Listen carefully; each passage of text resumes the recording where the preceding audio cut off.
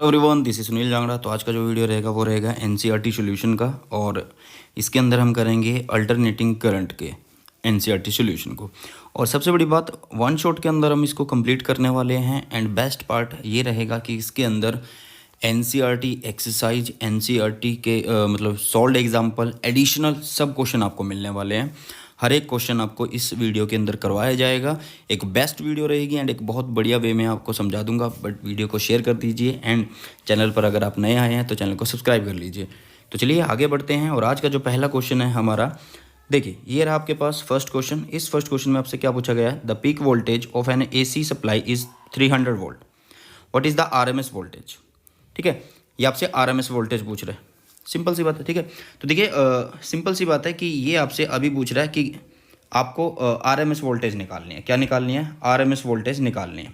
तो V R M S का formula हमें पता है क्या होता है? वी नॉट बाई √2 होता है। तो V R M S is equal to V naught. V naught is this, ये गिवन है क्योंकि इसने पीक वैल्यू बोली है और पीक वैल्यू को ही हम वी नॉट बोलते हैं। तो यहाँ पे आ गया 300 अपॉन √2। इसको सोल्व करो, √2 से रैशनलाइज करके तो हमारे पास बचेगा 300, नीचे आएगा 2 और यहाँ पे हो जाएगा √2, तो यह आएगा 150।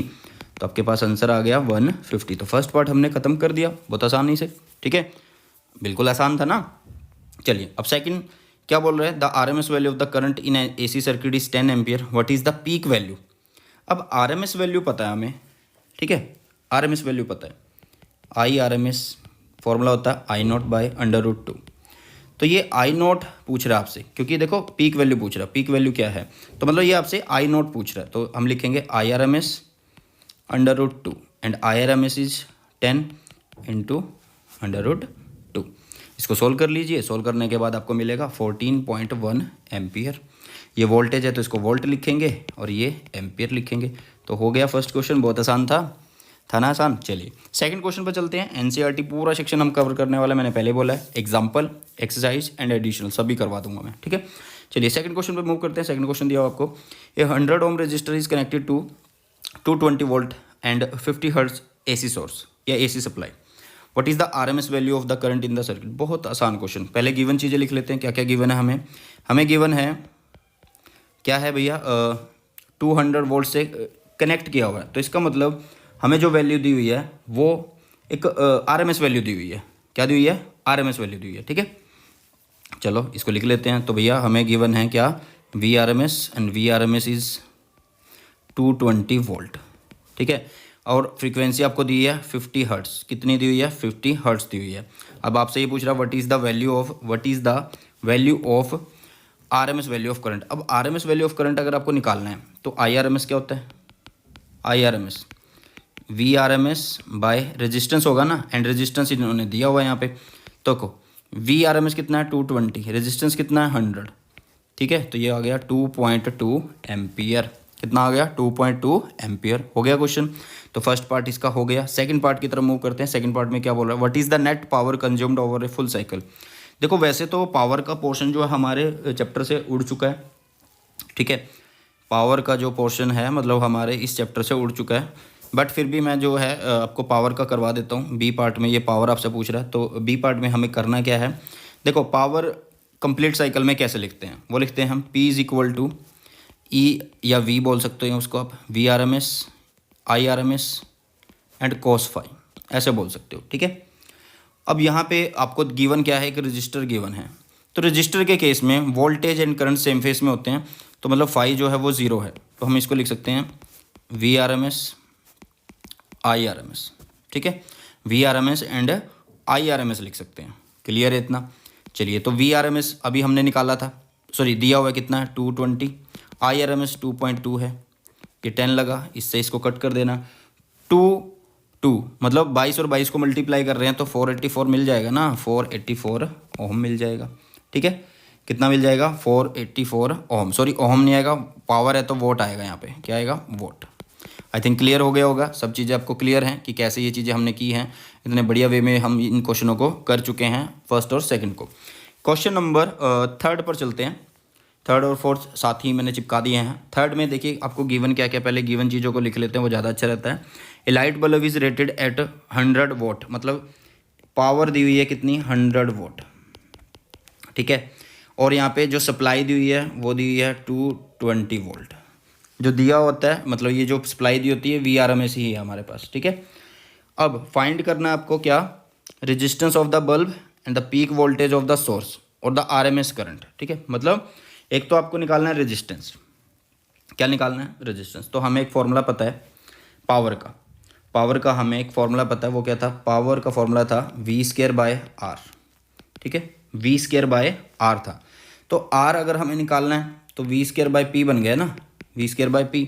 तो R V² कितना है 220, उसको भी स्क्वायर करना है, ये नीचे P पावर इज़ 100, तो ये इससे कटा ये इससे कटा, तो आपके पास कितना आ गया, फिर से वही 484। ये रेजिस्टेंस है तो यहाँ पे आ जाएगा ओहम, 484 ओहम आ गया, ठीक है। फर्स्ट पार्ट कंप्लीट, ये पार्ट कंप्लीट हो गया। सेकंड पार्ट पे चलते हैं, peak voltage of the source, peak voltage पूछ रहा है आपसे, ठीक है। तो इसको सिंपल तरीके में कर सकते हैं।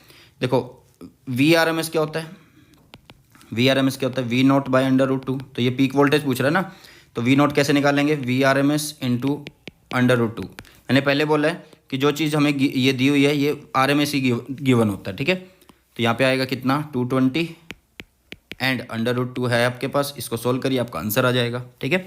चलिए नेक्स्ट पे चलते हैं, इसके थर्ड पार्ट पर, RMS value of the current through the bulb. अब करंट की वैल्यू निकालनी है, RMS वैल्यू निकालनी है, ठीक है। करंट की वैल्यू निकालनी है और RMS वैल्यू निकालनी है। अब यहाँ पे हमें फिर से एक मिनट, इसमें आपको निकालने के लिए दिया हुआ है RMS current through the bulb दिया हुआ है, ठीक है, निकल जाएगा। अब हमें यहाँ पे क्या क्या चीज़ें गिवन है, हमें यहाँ पे पावर गिवन है, V गिवन है, ठीक है, R हमने निकाल लिया है, VRMS हमने निकाल लिया है। तो रेजिस्टेंस करंट तो हम इजीली निकाल सकते हैं। देखो P कैसे निकालते हैं, P निकालते हैं हम E और I से, या E ना लिखो तो VI लिख दो, ठीक है। अरे इनको ही तो RMS बोलते हैं, RMS, ठीक है। तो अब ये पूछ रहा हमसे करंट, तो करंट की जो वैल्यू बोल रहे हैं वही IRMS ही होती है, ठीक है। तो यहाँ से हमारे पास क्या बन जाएगा, पावर बाय VRMS बन जाएगा। तो पावर इज़ गिवन है 100, VRMS इज़ 220 √2, ये इससे कटा, ठीक है। बचा आपके पास क्या, 10/22 √2 से रेशनलाइज कर लो, आपके पास क्या बचेगा 10 √2, नीचे बन जाएगा 22 × 2, ये हो गया यहाँ पे 5, तो 5/22 × √2। इसको सोल्व करो, आपके पास आपका आंसर आ जाएगा, ठीक है। या फिर आप सिंपली कर सकते थे, ठीक है, या तो आप सिंपली कर सकते थे कि VRMS निकालनी थी आपको। सॉरी यहाँ पे एक मिस्टेक हुई, हमने जो VRMS है उसको गलत वैल्यू पुट कर दी है हमने, क्योंकि ये वैल्यू जो थी ये V0 की वैल्यू थी, तो VRMS तो हमें गिवन है। सॉरी रुकिए, आदमी जो है गलतियों का पुतला है, तो नाराज मत होइएगा, सॉल्व कर देते हैं इसको ढंग से ही। देखिए तो P इज़ 100 एंड VRMS ये रहा, 220, तो ये कटा इससे, तो आपके पास इसको सोल्व करिए, सोल्व करोगे तो आपके पास आंसर आ जाएगा 4.450 एंड करंट है तो ये आ जाएगा एम्पियर। तो ये था हमारे पास थर्ड क्वेश्चन, बहुत अच्छे ढंग से हमने कर लिया। अब चलते हैं क्वेश्चन नंबर 4 की तरफ। तो क्वेश्चन नंबर 4 में क्या आपको बोला गया है, देखते हैं। देखिए क्वेश्चन नंबर 4 में ए प्योर इंडक्टर दिया हुआ है जिसकी इंडक्टेंस कितनी है 25 मिली हेनरी है, कनेक्ट किया जाता है एक सोर्स से 220 वोल्ट से। इसकी इंडक्टिव रिएक्टेंस आपको निकालनी है। देखो फर्स्टली आपको लिखना है कि क्या क्या चीज़ें आपको गिवन है। तो यहाँ पे आपको L गिवन है जिसको लिखते हैं 25 मिली इज 10-3 हेनरी, ठीक है। यहाँ पे जो वोल्टेज दी हुई है जिसको V बोल दिया या VRMS बोल दिया, वो दिया हुआ है 220 वोल्ट, ठीक है, हो गया क्लियर। वो आपसे पूछ रहा है inductive reactance is XL and इसको लिखेंगे हम किससे, L ओमेगा से। तो L इज़ 25 × 10-3 एंड ओमेगा होता है 2 pi frequency, and frequency given है कितना 50 हर्ट्स, तो यहाँ पे आ गया 50। सॉल्व करो आपका आंसर आ जाएगा। इससे बढ़िया कोई चीज़ होगी भैया, बहुत आसान है, ठीक है। तो इसको सॉल्व कर लेना, XL की वैल्यू आपकी आ जाएगी और इस तरह से आप फाइंड आउट कर सकते थे किसको, इंडक्टिव रिएक्टेंस को, ठीक है। नेक्स्ट पे चलते हैं RMS current in the circuit. RMS current कैसे निकालते हैं, IRMS निकालेंगे। तो कैसे निकालेंगे, VRMS दिया होगा, नीचे रेजिस्टेंस जो होगा यही होता ना। तो VRMS कितना है, VRMS तो दिया हुआ है 220 है, 220 ही तो दिया हुआ है। एंड रेजिस्टेंस यहाँ से जो हम निकाल लेंगे उसको यहाँ पे पुट कर देंगे। एंड मैं आपको बता दूं कि जो एक्सेल की वैल्यू है आफ्टर कैलकुलेशन आपको मिलेगी कितनी आएगी, 7.85 ओहम आएगी। एंड इसको यहाँ पे पुट करिए 7.85 ओहम को, और आप इसको सोल्व कर लो। आंसर आएगा कितना, 28 एम्पियर। कितना आएगा, 28 एम्पियर। तो इस तरह से आपको सोल्व करने थे question number 3rd and 4th। अभी तक हमने 4 क्वेश्चन कर लिए हैं, एक बेस्ट वे में हमने खत्म कर लिए हैं। तो बीच में लाइक ठोक दिया करो एंड साथ में शेयर लगा दिया करो, दबा के शेयर किया करो, जोश बनाए रखना हमें, ठीक है। नेक्स्ट क्वेश्चन पे चलते हैं, क्वेश्चन नंबर 5th पर।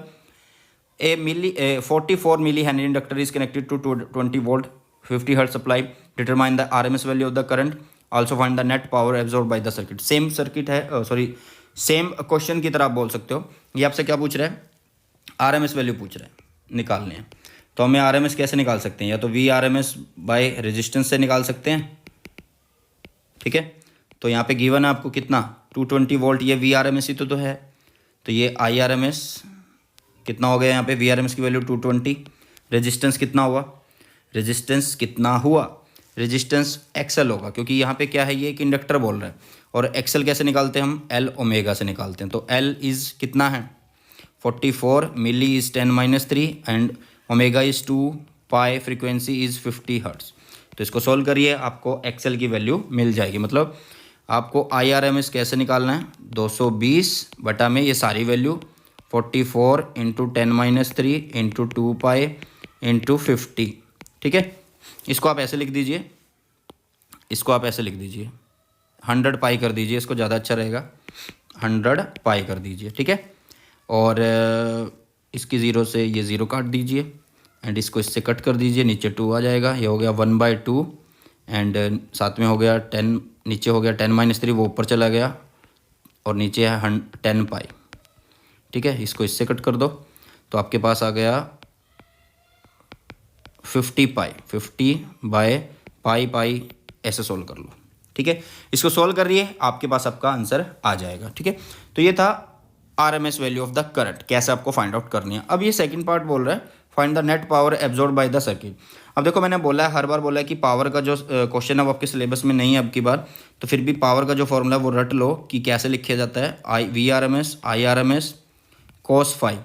एंड कोस फाई यहाँ पे क्या दिया हुआ है, इंडक्टर दिया हुआ है, क्या दिया हुआ है, इंडक्टर दिया हुआ है। तो इंडक्टर में जो फाई होता है वो 90 डिग्री होता है, ठीक है। मतलब जो वोल्टेज एंड करंट है उनके बीच का जो एंगल होता है, मतलब जो फेस होता है, वो फेस जो होता है वो 90 डिग्री होता है।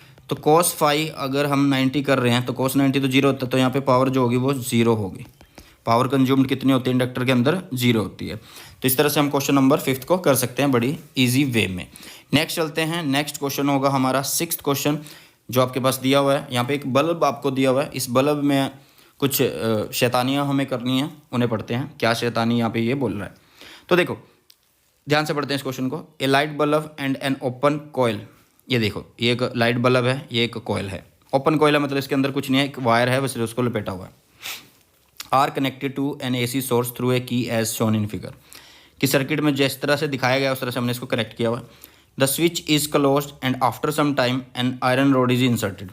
स्विच को क्लोज किया जाता है, मिला दिया जाता है, और उसके कुछ देर बाद यहाँ पे एक रोड को इंसर्ट किया जाता है इंडक्टर के अंदर, ये लिखा हुआ है interior of the inductor.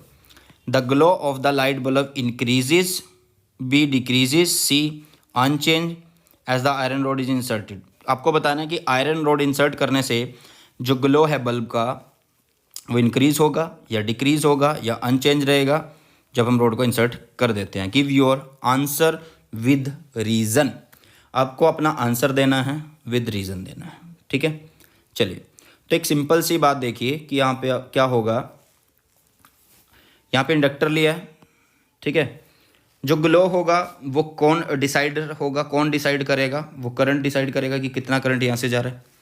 Current अगर हम निकालें तो करंट को निकालेंगे हम कैसे, V बाय एक्सएल से, ठीक है। मतलब इसको ऐसे भी लिख सकते हो, I R M S V R M S upon XL भी लिख सकते हो आप ऐसे, ठीक है। तो उससे पहले हमें एक्सएल निकालना है, XL is L omega, and यहाँ पे हमें एल ओमेगा गिवन नहीं है, मतलब गिवन तो कोई भी वैल्यू नहीं है, फिर भी हमें क्या अंदाज़ा लगाना है ऐसे समझिए। पहले हम एल लिखते हैं, एल कैसे लिख सकते हैं आप, एल लिख सकते हो mu naught N square A L से लिख सकते हो, ठीक है। L is equal to mu naught N square A L से लिख सकते हैं। ये कब है? जब ये ओपन है, इंडक्टर जो है जब ओपन है। लेकिन जब इसके बीच में हमने रोड इंसर्ट कर दी, रोड इंसर्ट करवा दी, तो कैसे लिखेंगे इसको? तो हम इसको लिख सकते हैं L इज इक्वल टू, कोई मीडियम आ गया तो medium N square A L हो गया। ठीक है, अब एक बात बताओ, इससे क्या हुआ? सेल्फ इंडक्टेंस, मतलब ये जो वैल्यू है ये इंक्रीज होगी ना। एक्सल जो हुआ वो क्या हो गया? इंक्रीज हो गया। मतलब ये जो वैल्यू हुई ये क्या होगी? इंक्रीज होगी। अगर ये चीज़ इंक्रीज हुई तो इसका मतलब जो हम एक्सल निकाल रहे हैं एल ओमेगा से, जिसको लिखते हैं एल 2 पाई फ्रीक्वेंसी, तो ये एक्सल भी तो क्या हो गया? इंक्रीज हो गया। अगर एक्सल इंक्रीज हो रहा है तो देखो आई इज इक्वल टू हमने लिखा था क्या? V by XL. अब नीचे का फैक्टर इंक्रीज हो रहा है तो कॉमन सी बात है आई क्या होगा? डिक्रीज होगा। आई क्या होगा? डिक्रीज होगा ना। अगर आई डिक्रीज होगा तो बल्ब जो है उसकी जो ग्लो है वो क्या हो जाएगी? ग्लो क्या हो जाएगी? वो भी क्या हो जाएगी? डिक्रीज हो जाएगी। ठीक है, मतलब अब इसके अंदर अगर हम इंडक्टर के अंदर अगर रोड डालते हैं, इसके अंदर अगर हम रोड डालते हैं तो क्या होता है भैया? आपका इंडक्टिव रिएक्टेंस बढ़ जाती है और उसकी वजह से करंट कम हो जाता है। करंट कम होने की वजह से ग्लो कम हो जाता है। ठीक है, बहुत आसान तरीके से पढ़ लिया, एक बेस्ट वे में पढ़ लिया। ठीक है, चलिए नेक्स्ट चलते हैं। क्वेश्चन नंबर 7 की तरफ चलते हैं। इसमें आपको क्या दिया हुआ? इसमें कैपेसिटर दिया हुआ है, यहाँ पे एक 220 वोल्ट की सप्लाई दी हुई है, 50 हर्ट्ज यहाँ पे फ्रीक्वेंसी है, ये सब चीज़ें आपको गिवन है। ठीक है, तो क्वेश्चन देखते समझ जाना चाहिए आपको। ठीक है, एंड इस वीडियो में मैंने किसी पे ये नहीं लिखा कि कौन सा एक्सरसाइज का है, कौन सा एडिशनल का है एंड कौन सा सोल्ड एग्जाम्पल है, तो प्लीज़ वो आप एक बार चेक कर लेना, क्योंकि जब मैं ये PDF प्रिपेयर कर रहा था तो ये ध्यान से निकल गया, दैट्स वाई मैं लिख नहीं पाया। ठीक है, तो यहाँ पे आपको एक कैपेसिटर दिया हुआ है, ये कैपेसिटर दिया हुआ है जो कि 15 माइक्रो फेराड का है। ठीक है, मतलब आपको यहाँ पे कैपेसिटेंस दी हुई है जिसको हम लिख लेते हैं कि कैपेसिटेंस गिवन है कितनी? 15 माइक्रो इज 10-6 फेराड। ठीक है, सप्लाई दी हुई है VRMS जिसको हम V भी बोलते हैं, तो 220 वोल्ट है। फ्रीक्वेंसी दी हुई है जिसको हम 50 हर्ट्ज लिख सकते हैं क्योंकि इन्होंने बोली हुई है। करंट निकालना हमें, फाइंड द कैपेसिटिव रिएक्टेंस, मतलब पहले तो XC निकालना है and the current RMS and peak in the circuit, RMS भी निकालना है एंड पीक भी निकालना है। मतलब पहले हम IRMS निकाल सकते हैं एंड फिर हम I0 भी निकाल सकते हैं। ठीक है, तो उससे पहले हमें क्या निकालना होगा? उससे पहले हमें निकालना होगा XC। लेकिन आगे भी ये कुछ कंडीशन दे रहा है, if the frequency is doubled what happen to the capacitive reactance, ये बाद में करेंगे, पहले उससे पहले का पोर्शन है उसे कर लेते हैं। ठीक है, जो इससे पहले का पोर्शन है उसे हम कर लेते हैं। चलिए, अब यहाँ पे सबसे पहले हम निकालते हैं क्या? XC निकालने के लिए हमें क्या लिखना पड़ेगा? 1/C ओमेगा, मीन्स 1/ओमेगा को लिखेंगे 2 पाई फ्रीक्वेंसी C, तो 1/2। ठीक है, पाई की वैल्यू 22/7 लिख देंगे एंड फ्रीक्वेंसी इज 50, कैपेसिटेंस की वैल्यू है 15 × 10-6, तो ये XC आप यहाँ से सोल्व कर सकते हैं और आपको वैल्यू मिलेगी 212 ओम, क्योंकि रेजिस्टेंस होता है कैपेसिटिव रिएक्टेंस भी, तो इसको ओम ही लिख रहे हैं हम। अब ये बोल रहा है एक पार्ट तो हमारा हो गया ये वाला, क्योंकि हम यहाँ से निकाल लेंगे। सेकंड पार्ट में देखिए, सेकंड पार्ट में आपसे पूछ रहा है IRMS कैसे निकालते हैं? VRMS और रेजिस्टेंस है, रेजिस्टेंस इज XC, तो VRMS दिया हुआ है कितना? 220, ये हो गया 212, तो आंसर आ जाएगा 1.04 एम्पियर। कितना आ जाएगा? 1.04 एम्पियर आ जाएगा। बहुत सिंपल है। I0 अभी यहाँ से निकाल सकते हो आप क्लिक करके। कैसे? कि I0 को कैसे निकालना पड़ेगा? IRMS से एंड √2 से। लेकिन अब वो एक और केस बोल रहा है, what happen to the capacitive reactance and the current, कब? कि अगर फ्रीक्वेंसी को हम डबल कर दें, अगर हम फ्रीक्वेंसी को डबल कर दें तो क्या फ़र्क पड़ेगा? देखो, जब फ्रीक्वेंसी डबल होती है तो कैपेसिटिव रिएक्टेंस जो होती है वो रिड्यूस हो जाती है हाफ के। ठीक है, कैसे? देखो इसको लिखते हैं XC is equal to 1/C omega. Omega को अगर हम 2 कर दें, ठीक है, ओमेगा को अगर हम 2 कर दें तो देखो सिंपल सी बात है कि जो आपकी XC बनेगी अब, ठीक है, कैपेसिटिव रिएक्टेंस जिसको बोलते हैं, वो क्या हो जाएगी? रिड्यूस टू हाफ हो जाएगी, रिड्यूस्ड टू हाफ। ठीक है, अगर ये हाफ होगी तो वर्चुअल करंट जो होगा वो, वर्चुअल करंट मतलब जिसको हम IRMS बोलते हैं, वो क्या हो जाएगा? डबल हो जाएगा। वो क्या हो जाएगा? डबल हो जाएगा। ठीक है, मतलब कि जो नई कैपेसिटेंस है वो हो जाएगी XC/2, मतलब पुरानी कैपेसिटेंस का क्या हो जाएगा, हाफ हो जाएगा। क्लियर हुआ। तो इससे अब एक सिंपल सी बात देखो कि जो हम IRMS निकाल रहे थे वो क्या था, VRMS upon XC, XC is 2, XC/2, 2 चला गया यहाँ पे, तो मतलब ये तो पुराना ही है ना, ये तो पुराना ही है। ठीक है, तो मतलब जो करंट है हमारा नए वाला जो करंट है IRMS डैश जिसको मैं बोल रहा हूँ, तो वो 2 टाइम्स हो जाता है पुराने वाले का। पुराने वाले का क्या हो जाता है, 2 टाइम्स हो जाता है। ठीक है, इसको आप इस तरह से इजीली कर सकते हैं क्वेश्चन नंबर 7 को। क्वेश्चन नंबर 8 की तरफ मूव करते हैं। क्वेश्चन नंबर 8 में क्या दिया हुआ है, 60 माइक्रोफेराड का कैपेसिटर दिया हुआ है, गिवन है 60 कैपेसिटेंस गिवन है 60 माइक्रोफेराड, जिसको हम लिख सकते हैं 60 × 10⁻6 फेराड।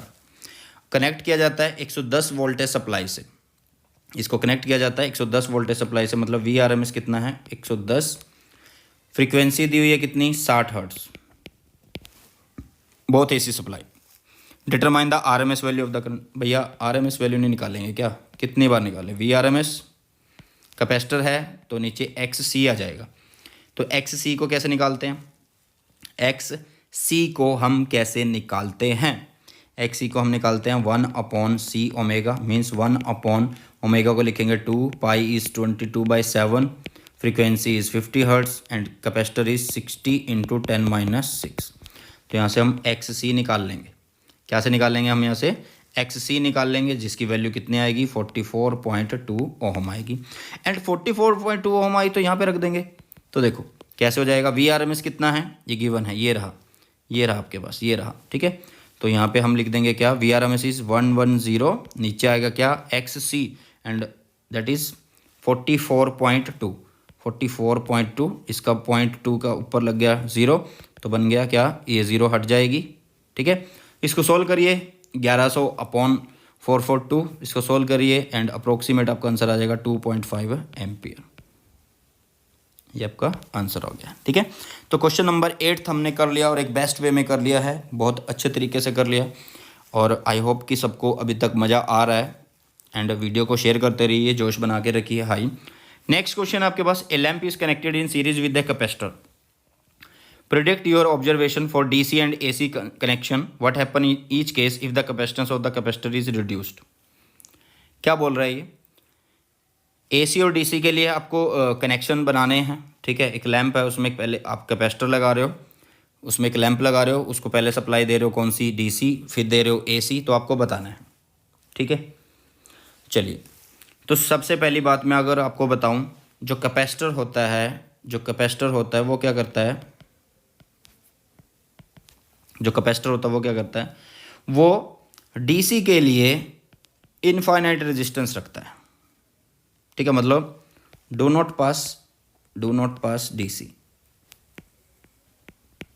ठीक है, कैसे, क्योंकि देखो XC क्या होता है 1/C ओमेगा होता है, जिसका मतलब है 1/2 पाई फ्रीक्वेंसी C। फ्रीक्वेंसी हमारे पास कितनी होती है DC के केस में 0, फॉर DC के केस में कितनी होती है 0 होती है। तो देखो समथिंग अपॉन 0, इन्फिनिटी या नॉट डिफाइंड आप बोल सकते हो। ठीक है, तो XC मतलब रेजिस्टेंस जो वो आ गया इन्फिनिटी, कितना आ गया इन्फिनिटी आ गया, समझ आ गई। तो यहाँ से हमें तो कुछ फ़ायदा हुआ नहीं, तो इसका मतलब क्या हुआ कि जब आप DC लगाओगे, ठीक है, मतलब एक छोटे से टाइम के लिए, तो जो छोटे से टाइम के लिए जो होगा कैपेसिटर तब तो चार्ज होगा। ठीक है, तो उसके लिए जो करंट होगा वो 0 होगा। मतलब आप सिंपली एक बात बोल दो, सारा झंझट बोल दो कि जब हम यूज़ कर रहे हैं जब हम यूज़ कर रहे हैं DC किसके साथ, कैपेसिटर के साथ, तो यहाँ पे हमें जो करंट मिलेगा DC के केस में वो 0 मिलेगा। ठीक है, AC का केस देखें, AC का फॉर AC क्या होगा, देखो XC कितना होता है 1/2 पाई फ्रीक्वेंसी C होता है। ठीक है, तो मतलब कुछ ना कुछ हमें वैल्यू मिलेगी, डिफाइंड वैल्यू हमारे पास आएगी। ठीक है, तो मतलब यहाँ से हम IRMS निकाल सकते हैं, जो कि क्या होता है VRMS/XC होगा। ठीक है, तो यहाँ पे क्या होगा, अगर हम C को रिड्यूस करते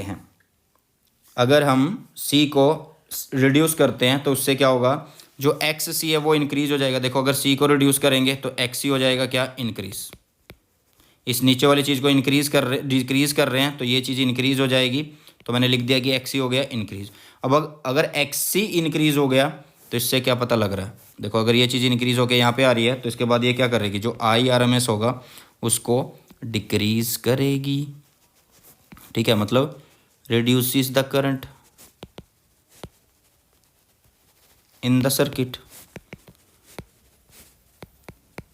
आया मज़ा, समझ में आ गया ना, बढ़िया वाला। चलिए, तो 9 क्वेश्चन हम कर चुके हैं अपने NCERT सेक्शन के इस वन शॉट के थ्रू। एंड आगे चलते हैं 10वें क्वेश्चन पर, और एक बहुत बढ़िया क्वेश्चन है। इस क्वेश्चन में आपको दिया क्या है इसको समझते हैं।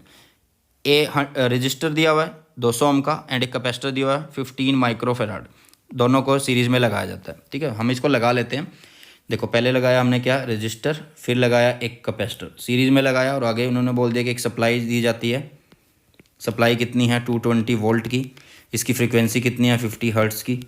AC सोर्स से इनको कनेक्ट किया जाता है। ये 200 ओम का है और ये 15 माइक्रोफेराड का है। ठीक है, हो गया क्लियर।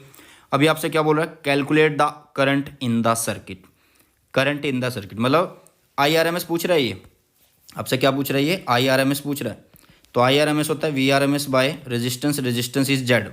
वाई जेड, क्योंकि यहाँ पे 2 सर्किट है, एक रजिस्टर और एक कैपेसिटर, 2 कंपोनेंट है ना, तो टोटल रेजिस्टेंस जो होगा वो हम लिखेंगे और यहाँ पे वो जेड होगा। ठीक है, तो देखो हमने एक चीज़ पढ़ी हुई है, हमने एक चीज़ पढ़ी है कि जो जेड होता है वो क्या होता है, R² plus XL minus XC का होल स्क्वायर। यहाँ पे सिर्फ 2 चीज़ें हमें दी हुई है। ठीक है, XL नहीं दिया होगा, तो इसका मतलब हम इसको कैसे लिख सकते हैं, हम इसको ऐसे लिख सकते हैं, जो चीज़ नहीं दी उसको ख़त्म कर दो, तो यहाँ पे सिर्फ XC² यूज़ कर लो, वो ज़्यादा अच्छा रहेगा। ठीक है, तो यहाँ से हम जेड निकाल लेंगे। जेड कैसे निकालेंगे, R कितना है 200 का स्क्वायर प्लस XC कितना है, XC को कैसे लिखते हैं, मैं बार बार बता रहा हूँ, 1/C ओमेगा से लिखते हैं। तो ये हो जाएगा 1/ जितना भी होता है ओमेगा होता है 2 पाई, फ्रीक्वेंसी इज़ 50। ठीक है, एंड C की वैल्यू दी हुई है 15 10 - 6, इसका स्क्वायर सॉल्व करना, जेड आ जाएगा एंड इसकी वैल्यू हो जाएगी 291.5 ओम। तो सिंपल है, अब तो और भी सिंपल हो गया कि RMS पूछ रहा है तो यहाँ पे पुट कर देंगे। तो IRMS is equal to VRMS। VRMS is कितना, ये रहा ना VRMS। ठीक है, तो यहाँ पे हमारे पास क्या आ गया, 220/291.5, 291.5 सॉल्व करिएगा, आपके पास आपकी कैलकुलेशन आ जाएंगी 0.755 एम्पियर। अब कई कलाकार बच्चे ऐसे होंगे, वो क्या बोलेंगे, सर आप पूरा क्वेश्चन तो करवा नहीं रहे, कैलकुलेशन तो करवाओ। भैया मैथ थोड़ा सिखा रहा हूँ मैं आप लोगों को, एंड इतना टाइम है भी नहीं आपके पास कि एक छोटी छोटी कैलकुलेशन, मल्टीप्लाई डिवीजन करते रहो, टाइम वेस्ट करके आप वीडियो को बड़ा कर दो। ऐसा नहीं है, आपको जो चीज़ समझनी है, फंडा समझना है, कैसे क्वेश्चन किए जा रहे हैं, वो सारे मैंने आपको समझा दिया। ठीक है, तो इसी के साथ हमारा फर्स्ट पार्ट इस क्वेश्चन का हो गया है। सेकंड पर चलते हैं, कैलकुलेट द वोल्टेज, मतलब RMS अक्रॉस द रजिस्टर। ठीक है, अब ये सीरीज में है, अब ये क्या है, सीरीज में है, तो वोल्टेज निकालने के लिए आपको क्या करना पड़ेगा, VRMS लिखना पड़ेगा। ठीक है, VRMS। करंट तो देखो सेम रहेगा, करंट तो सेम रहेगा ना, जिसके अक्रॉस बोल रहा है उसका रेजिस्टेंस आ जाएगा, रजिस्टर के अक्रॉस तो रेजिस्टेंस।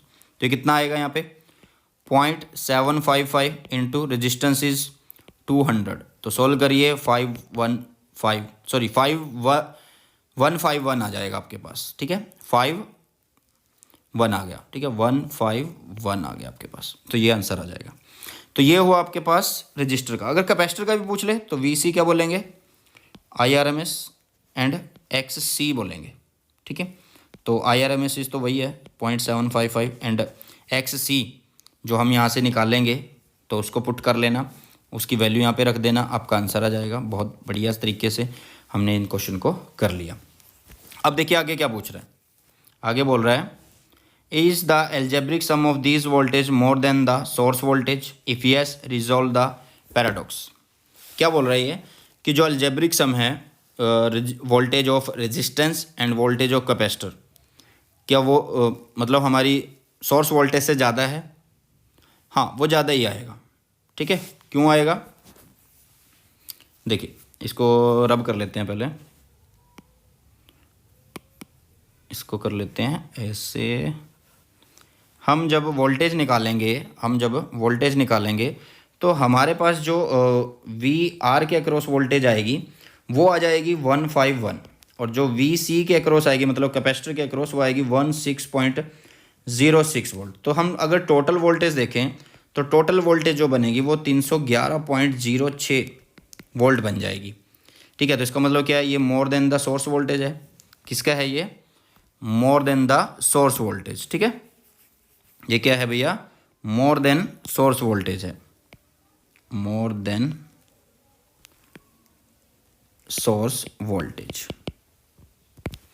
देखो आपके पास दो पोटेंशियल ड्रॉप है, ठीक है, उन दो पोटेंशियल ड्रॉप को हमने लिखा, कैसे आई? एक ये रही, एक ये रही, दोनों को हमने वैल्यू बता दी और बता दिया कि ये सोर्स वोल्टेज से ज़्यादा है।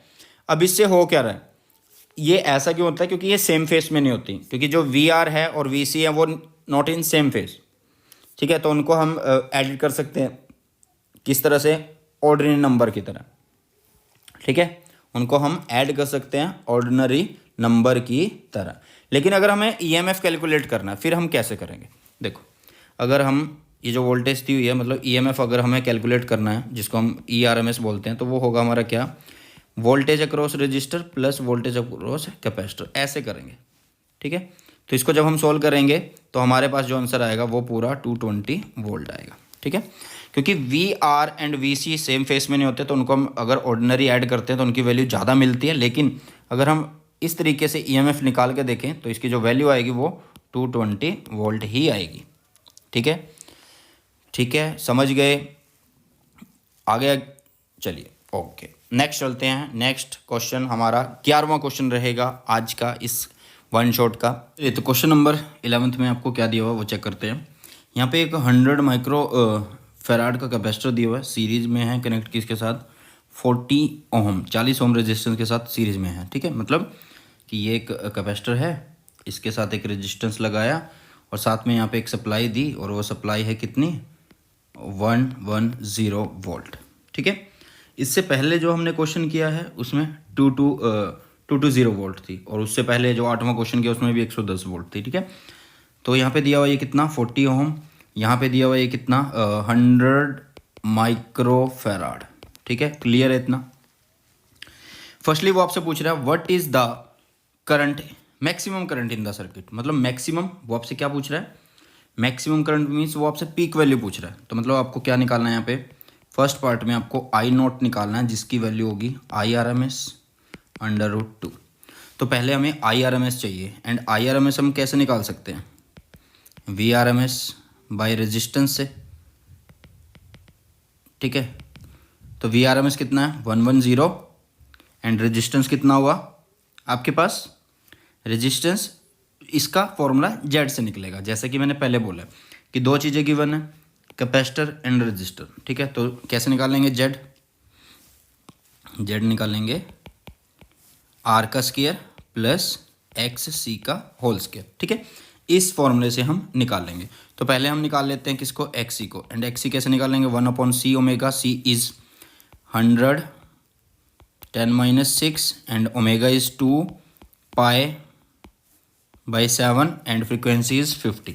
इसको सोल्व करिए, XC की वैल्यू आएगी एंड XC की जो वैल्यू आएगी वो 26.54 आएगी। ठीक है, अब देखो जेड निकालना है। आर दिया हुआ कितना? 100 नहीं 40 दिया हुआ है, 40 का स्क्वायर। XC कितना हुआ?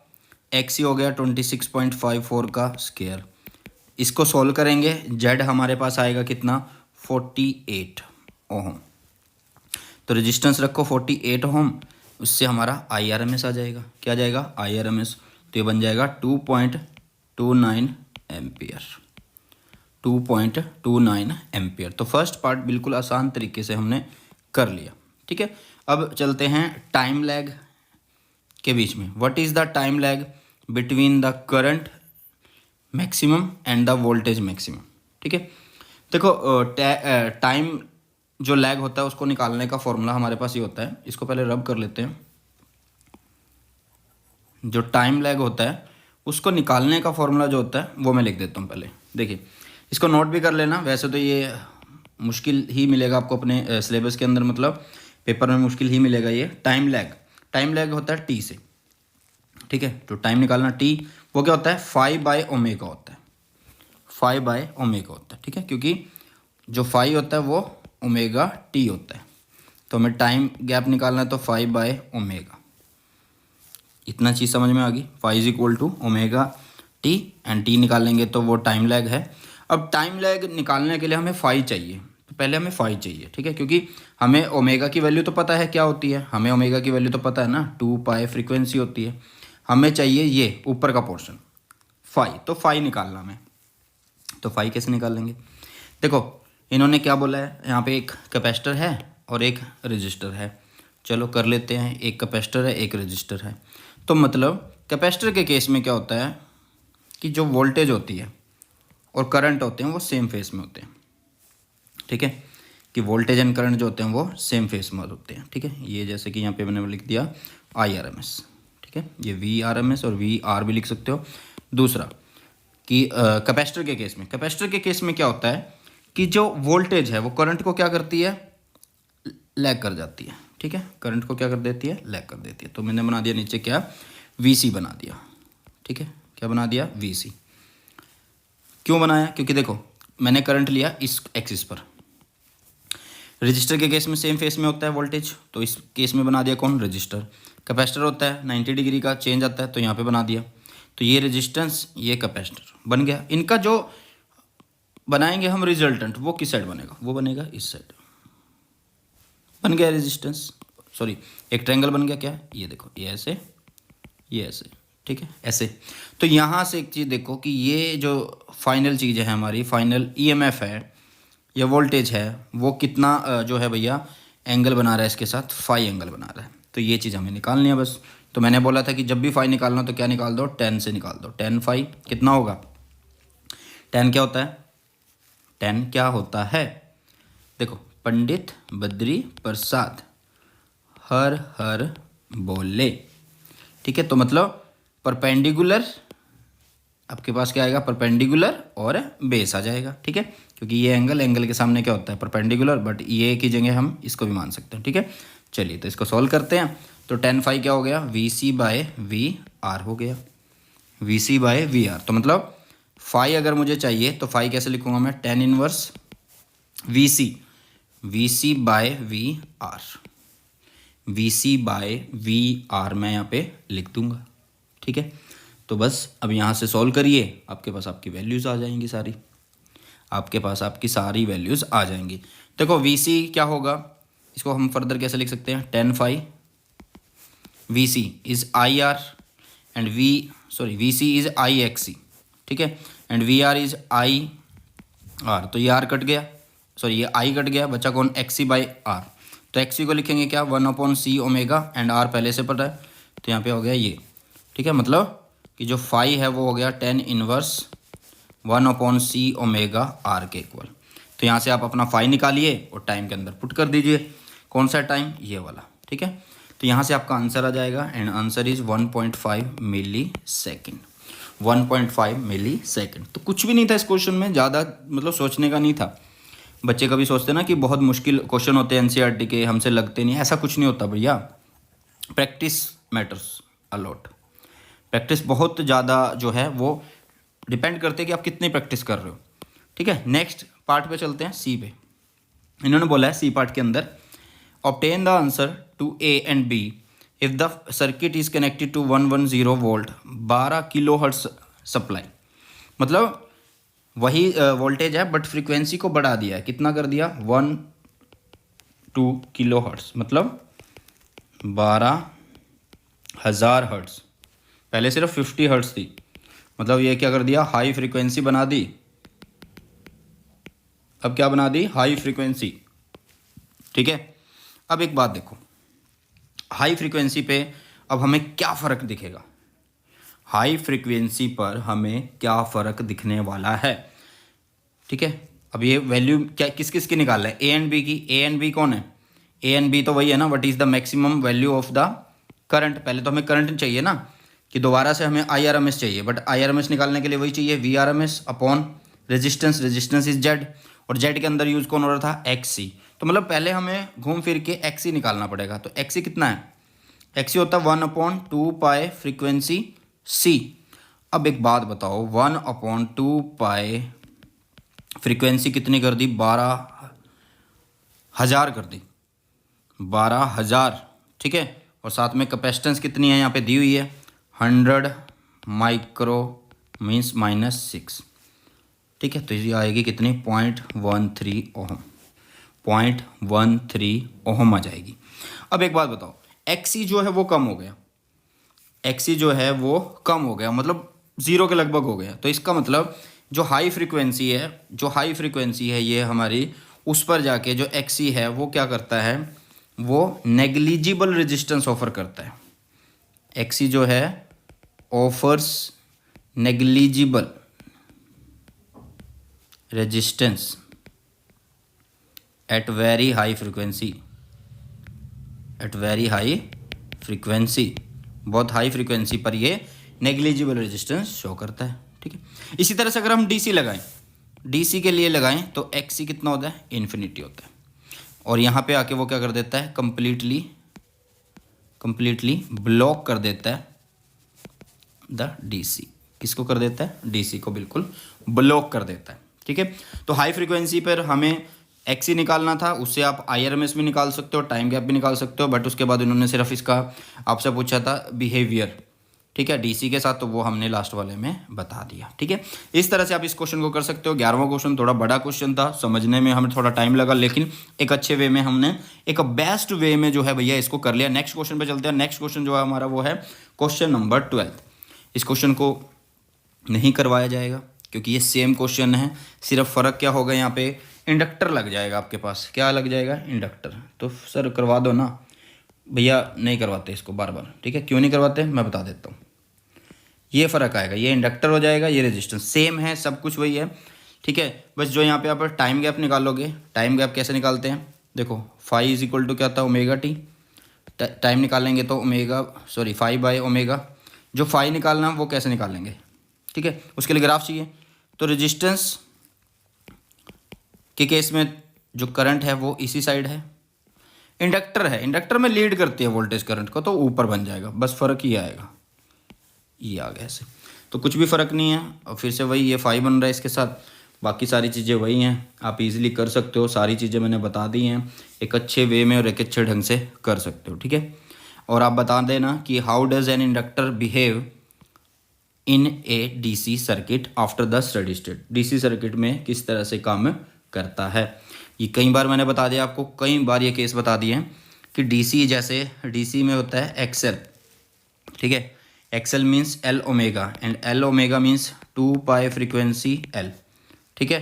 तो फ्रीक्वेंसी डीसी के केस में होती है 0, तो एक्सएल कितना हो गया, 0। तो मतलब बिल्कुल नेग्लिजिबल रेजिस्टेंस होता है, ठीक है। तो ये क्या करता है, डीसी को पास करता है, डीसी को पास करता है। तो ये क्वेश्चन बार बार नहीं करेंगे, क्यों नहीं करेंगे, क्योंकि ये क्वेश्चन कर लिया है, और इससे रिलेटेड हमने ये क्वेश्चन कर लिया। इसमें 2 चीज़ें थी, इसमें भी 2 चीज़ें हैं और इसमें भी 2 चीज़ें हैं, ठीक है। सेम चीज़ है, बार बार नहीं बोलेंगे। तो दैट्स वाई मैं बोल रहा हूँ कि अपने आप करिए, अपनी प्रैक्टिस बढ़ाइए, ज़्यादा फायदा होगा। नेक्स्ट क्वेश्चन पर चलते हैं, क्वेश्चन नंबर 13 पर। A sinusoidal voltage of peak value 283 volt. यहाँ पे आपको एक वोल्टेज दी हुई है, यहाँ पे आपको एक वोल्टेज दी हुई है, साइनसोइडल वोल्टेज, जिसको हम VRMS ही बोलते हैं, ठीक है। क्या बोलते हैं, VRMS। कितनी दी हुई है, 283 वोल्ट। एंड फ्रीक्वेंसी दी हुई है जो कि 50 हर्ट्स है। Applied to a series LCR circuit, ठीक है, LCR सर्किट है, उसके साथ ये सारी वोल्टेज फ्रीक्वेंसीज अप्लाई होती हैं, ठीक है। आर की वैल्यू इन्होंने दी हुई है कितनी, 3 ओम, और एल की वैल्यू दी हुई इन्होंने 25.48 मिली हेनरी, एंड कैपेसिटेंस की दी हुई है 796 microfarad. Find the impedance of the circuit. I think इससे बढ़िया क्वेश्चन तो आपको नहीं मिलने वाला। क्वेश्चन कैसे निकालते हैं, इम्पीडेंस कैसे निकालते हैं, ए पार्ट में R² plus XL minus XC का होल स्क्वायर। तो फर्स्टली आपको XC निकालना है और XL निकालना है।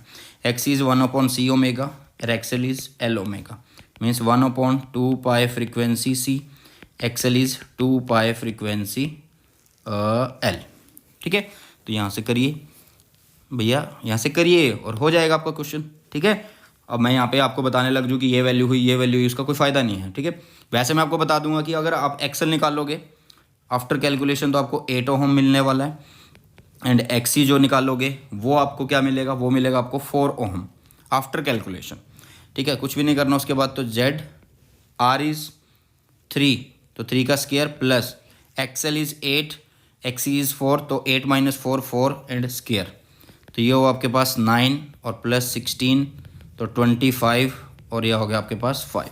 कितना आ गया 5। तो पहला क्वेश्चन फर्स्ट पार्ट हो गया, the impedance of the circuit. Next, the phase difference between the voltage across the source and the current.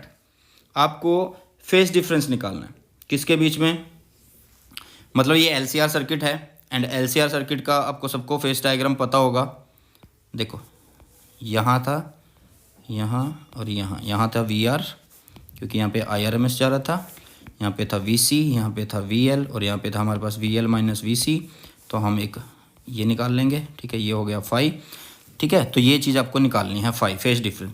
तो tan 5 करिए, perpendicular V L minus V C करिए, नीचे करिए वी आर, तो 5 निकालना है tan inverse V L minus V C upon V R. V L भी आपके पास, वी सी भी आपके पास, वी आर भी है, पुट करो माइनस करो, tan इनवर्स लगाओ, आपका आंसर आ जाएगा, ठीक है। पावर फैक्टर या पावर डिसिपेटेड हम नहीं करने वाले, हमारे सिलेबस में नहीं है, तो नहीं करने वाले इसको हम, ठीक है।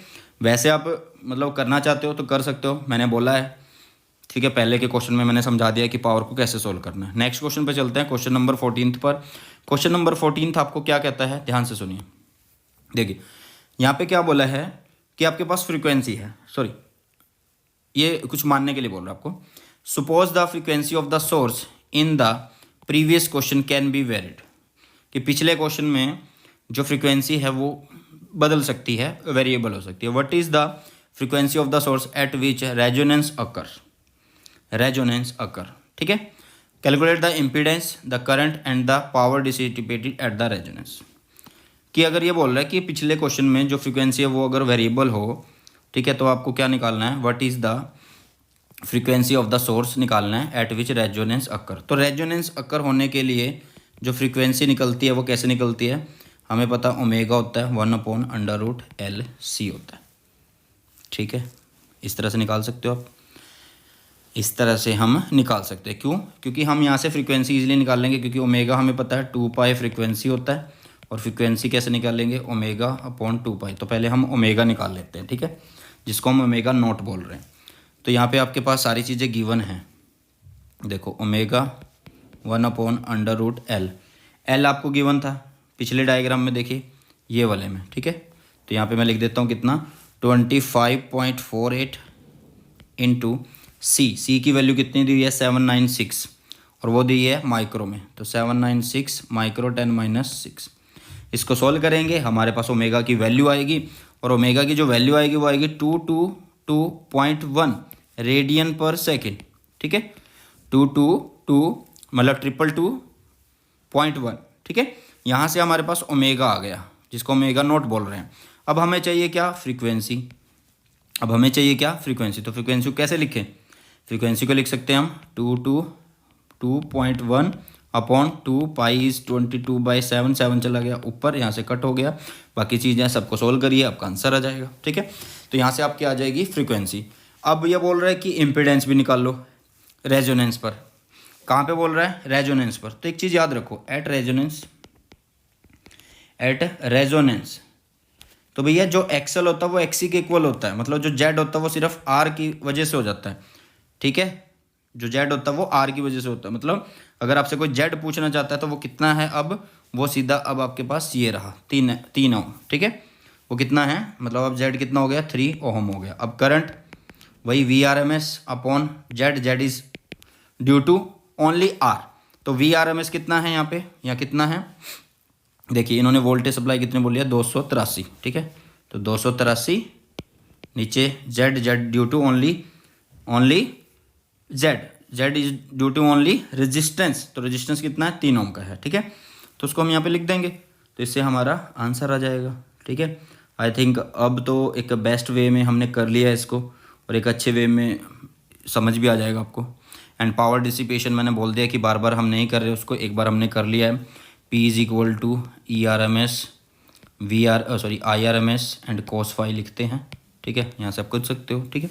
चलिए तो क्वेश्चन नंबर 15 पर मूव करते हैं। क्वेश्चन नंबर 15 में क्या दिया हुआ आपको, सेम क्वेश्चन है, सारी चीज़ें वही दे रखी हैं, एल भी दे रखा है, सी भी दे रखा है एंड आर भी दे रखा है। ठीक है, एक बार हिंट ले लेते हैं इसकी, क्योंकि बार बार एक ही क्वेश्चन को 3-4 बार करने से फ़ायदा नहीं होता, क्योंकि उससे सिर्फ वो जो वीडियो हम बना रहे हैं उसकी लेंथ बढ़ती है और कुछ नहीं होता, इंक्रीज़ होती है। तो यहाँ पे एक फिगर दी हुई है जैसा कि आपको दिख रहा है, LCR ये सारे यहाँ पे दिए हुए हैं, सप्लाई यहाँ पे लगाई हुई है। ठीक है, चलिए तो यहाँ पे क्या चीज़ें आपको गिवन है, यहाँ पे एक तो VRMS आपको गिवन है जो कि 230 वोल्ट है। ठीक है, L गिवन है जो कि 5 हेनरी है, और C गिवन है जो कि 80 माइक्रो फैराड है, एंड R है वो कि 40 ओम है। ठीक है, determine the source frequency which drive the circuit in resonance. तो रेजोनेंस फ्रीक्वेंसी डायरेक्ट निकाल दो, 1/2π√LC वाला फॉर्मूला, ये भी कर सकते हो आप, या फिर वो जो पिछले फॉर्मूले में हमने किया इस तरह से भी कर सकते हो, वो आपकी मर्जी है। ठीक है, तो यहाँ से हर एक चीज़ आपके पास है, पुट करना हो जाएगी। ठीक है, इजीली कर सकते हो। नेक्स्ट में क्या पूछा आपसे, बी में, obtain the impedance of the circuit and the amplitude of the current eight resonating frequency. अब देखो इम्पीडेंस बोल रहा है वो, इम्पीडेंस मतलब जेड बोल रहा है, रेजोनेंट पे बोल रहा है, किस पे बोल रहा है, रेजोनेंट पे। तो भाई सिंपल सी बात है कि एट रेजोनेंस तो जेड जो होता है वो सिर्फ आर की वजह से होता है, क्यों, क्योंकि जो एक्सएल होता है वो एक्सी के इक्वल होता है। हो गया। अब यहाँ पे इसी के साथ ये बोल रहा है करंट भी निकाल दो, तो करंट कैसे निकाल लेंगे, IRMS क्या होता है, VRMS upon Z, and Z is due to only R, तो V इज़ 230 एंड R कितना है यहाँ पे 40, तो इसको सोल्व कर लेना, 23/4 इसको सोल्व करना, आपका आंसर आ जाएगा। ठीक है, तो इसको अगर हम सोल्व करें तो ये बनेगा 5.75 एम्पियर। ठीक है, इस तरह से हमने क्या निकाल दिया, ये वैल्यू निकाल दी किसकी, RMS की। अब वो एम्पलीट्यूड पूछ रहा है, एम्पलीट्यूड होता है I0, तो I0 IRMS/√2। ठीक है, पुट करना हो जाएगा। इससे बढ़िया क्वेश्चन आपको इस चैप्टर में नहीं मिलने वाले, एक बेस्ट वे में हम ये सारी चीज़ें कर रहे हैं। अब ये बोल रहा है determine the RMS potential drop across the 3 element. देखो अब इसको हिंट फिर से देते हैं आपको, देखिए अब ये आपको बोल रहा है कि आपको पोटेंशियल ड्रॉप निकालना है, इसके अक्रॉस भी, रुकिए, इसके अक्रॉस भी, इसके अक्रॉस भी एंड इसके अक्रॉस भी। ठीक है, तो देखो इस सीरीज में है तो कॉमन सी बात है, पोटेंशियल ड्रॉप हर एक के अक्रॉस अलग अलग रहने वाला है, तो VR निकाल लें तो वो होगा IR, VC निकाल लें, सॉरी यहाँ पे पहले पढ़ लेते हैं, इन्होंने बोला क्या है, determine the RMS potential drop across 3 element of the circuit, show that the potential drop across the LC combination is 0 at the resonating frequency. Okay, चलिए कर लेते हैं इसको, बहुत अच्छे तरीके से हम इसको करने वाले हैं। देखिए अगर आपको V निकालना है अक्रॉस R, VC निकालना है अक्रॉस R, तो वही फंडा लगना ओम्स लॉ का, तो पहला तो वही है IR मतलब IRMS। ठीक है, सेकंड वही IRMS XC, VL निकालना है तो IRMS XL। ठीक है, ये भी RMS है, तो इसको निकालने का तरीका ये वोल्टेज का। अब वो क्या बोल रहा है, अब वो बोल रहा है show that the potential drop across the LC combination is 0, कि जो पोटेंशियल ड्रॉप है अक्रॉस LC वो 0 है या नहीं है, वो आपको शो करना है। ठीक है, वो आप कैसे शो कर सकते हो, देखो जब आप VC निकालोगे और जब आप VL निकालोगे तो उनकी जो वैल्यू आएगी बिल्कुल सेम आने वाली है। ठीक है, जो उनकी वैल्यू आएगी वो बिल्कुल सेम आने वाली है, बिल्कुल सेम। ठीक है, देखो अगर मैं यहाँ से VC निकालूंगा तो VC की जो वैल्यू आएगी वो आएगी 1437.5 वोल्ट, और इसकी भी यही आएगी 1437.5 वोल्ट आएगी। ठीक है, तो ये क्या है, ये वैल्यू आई है किसकी, voltage across capacitor end voltage across resistance. अब ये बोल रहा है कि हमें निकालना potential drop across the LC combination is 0, ये बताना है कि जो पोटेंशियल ड्रॉप है वो 0 है या नहीं है। ठीक है, वो 0 है या नहीं है, तो भैया कॉमन सी बात है VL माइनस VC हमें 0 बताना, तो देख लो ये पोटेंशियल ड्रॉप, ये पोटेंशियल ड्रॉप 1437.5 माइनस 1437.5 कितना ड्रॉप आएगा, 0 आएगा, मतलब सारा ड्रॉप किसके अक्रॉस हो रहा है, 230 वोल्ट, वो सारा रेजिस्टेंस के अक्रॉस हो रहा है। किसके अक्रॉस हो रहा है, रेजिस्टेंस के अक्रॉस। ठीक है, चलिए तो नेक्स्ट क्वेश्चन की तरफ मूव करते हैं। नेक्स्ट क्वेश्चन हमारा है 16वां क्वेश्चन, जो बहुत ही ईजी क्वेश्चन रहेगा आपका। एंड ये क्वेश्चन भी हम नहीं करेंगे, not in syllabus, not in syllabus. क्यों? क्योंकि जो पावर फैक्टर है वो हमारे सिलेबस में नहीं है। बट फिर भी मैं हिंट दे देता हूँ कि यहाँ पे आपसे पावर फैक्टर का पोर्शन पूछा गया है, फ्रीक्वेंसी पूछी गई है, वो आप इजीली फाइंड आउट कर सकते हैं, ठीक है। या फिर सॉरी, यहाँ पे पूछा है what is the average power transferred to the circuit in one complete cycle, मतलब पावर ही पूछी है सिंपली, और किस कंडीशन पे पूछी है, ये आपको पूछ रहा है वन साइकिल बोल रहा है, तो इसका मतलब ये आपको रेजोनेंस पर पूछ रहा है। किस पर पूछ रहा है? रेजोनेंस पर पूछ रहा है, ठीक है।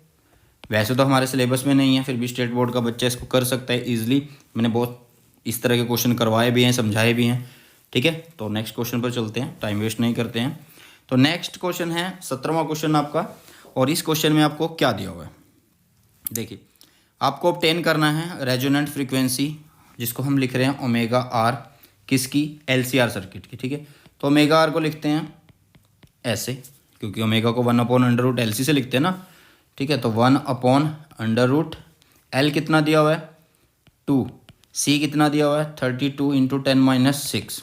सॉल्व कर लेना, आपका आंसर आ जाएगा, एंड आंसर इज 125 रेडियन पर सेकेंड, 125 रेडियन पर सेकेंड। अब ये आपसे पूछ रहा है क्यू वैल्यू, तो क्यू वैल्यू के लिए तो हमें फॉर्मूला पता ही है, जिसको हम क्या बोलते हैं? क्वालिटी फैक्टर बोलते हैं। क्यू को हम क्या बोलते हैं भाई? क्वालिटी फैक्टर बोलते हैं, क्वालिटी फैक्टर। तो क्वालिटी फैक्टर का फॉर्मूला क्या होता है भाई? 1/R√L/C, 1/R√L/C। तो 1/R, R is 10, under root किसका? L का, L कितना है? 2, C इज 32, 10⁻6, इस तरह से सोल्व कर लो, आंसर आ जाएगा, and answer is 25, answer is 25। तो ये था क्वेश्चन नंबर 17वां क्वेश्चन हमने कर लिया है, ठीक है। तो इसके बाद चलते हैं क्वेश्चन नंबर 18 पर, ठीक है। क्वेश्चन नंबर 18 पर आ गए हैं हम, और क्वेश्चन नंबर 18 में क्या पूछा हुआ है? एक सीरीज LCR सर्किट दिया हुआ है, जिसके अंदर आपको L दिया हुआ है, C दिया हुआ है, R दिया हुआ है, कनेक्ट कर रहे हैं 230 वोल्ट सप्लाई से, ठीक है। जो क्वेश्चन मुझे लगते हैं कि समझाने के हैं सिर्फ मैं समझा रहा हूँ, और जो क्वेश्चन मुझे लगता है कि करवाने के वो मैं करवा रहा हूँ आपको, ठीक है। तो यहाँ पे हम L, ये C लगा दिया, ये R लगा दिया, और इसके क्रॉस एक वोल्टेज सप्लाई लगा दी, ठीक है। ये है L, ये है C, ये है R, ठीक है। अब ये पूछा what is the source frequency for which the current amplitude is maximum. ध्यान से सुनिए क्या पूछ रहा है, what is the source frequency for which current amplitude is maximum, ठीक है। मतलब ये आपसे फ्रीक्वेंसी पूछ रहा है एंड सोर्स की फ्रीक्वेंसी पूछ रहा है, ठीक है। तो उसको हम कैसे लिखते हैं? Frequency 1/2π√LC। क्यों करा 1/2π√LC को यूज? क्योंकि उन्होंने कंडीशन बोल दी, क्या कंडीशन बोल दी? For which the current amplitude is maximum. Current maximum तो तभी होगा ना जब रेजोनेंस होगा, और रेजोनेंस पे हमारी फ्रीक्वेंसी होती है ये F is equal to 1/2π√LC होती है। तो बाकी सारी वैल्यू आपको गिवन है, पुट करना है, आंसर आ जाएगा, ठीक है। आगे बोल रहा है obtain this maximum value current की। तो मैक्सिमम वैल्यू कैसे निकाल सकते हैं? पहले हमें IRMS निकालना पड़ेगा, जो कि VRMS बाय रेजोनेंस पर ओनली R, जो Z होगा वो ओनली R होगा एट रेजोनेंस, ठीक है। क्लियर है इतनी चीज़ें? तो भाई VRMS लिखेंगे, IRMS निकालने के लिए पहले VRMS लिखेंगे, जो कि है 230, रेजिस्टेंस कितना है? 23, तो मतलब 10 एम्पियर आ गया। बट हमें मैक्सिमम वैल्यू निकालनी है, तो वो होगा IRMS √2 मीन्स 10√2, इस तरह से होगा, ठीक है। तो ये था हमारा I0 निकालने का तरीका, ठीक है, जो कि आएगा आपका 14.14, ठीक है। I0 कितना आ जाएगा? 14.14 एम्पियर आ जाएगा। हो गया ये। तो ये हो गया हमारे पास I0 फर्स्ट पार्ट कंप्लीट। अब चलते हैं सेकंड पार्ट पे। What is the source frequency for which average power absorb by the current is maximum. देखो मैक्सिमम पावर लॉस क्या होता है, वो कब हो सकता है? मैक्सिमम पावर लॉस कब हो सकता है?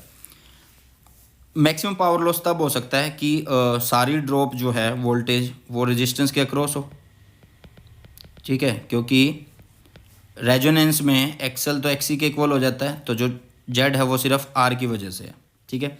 तो पावर क्या होता है, V R M S I R M S cos phi होता है, और रजिस्टर के केस में जो फाई होता है वो ज़ीरो होता है, ठीक है। तो इसे कोस 0 1, तो यहाँ पे बन गया V R M S I R M S, ठीक है।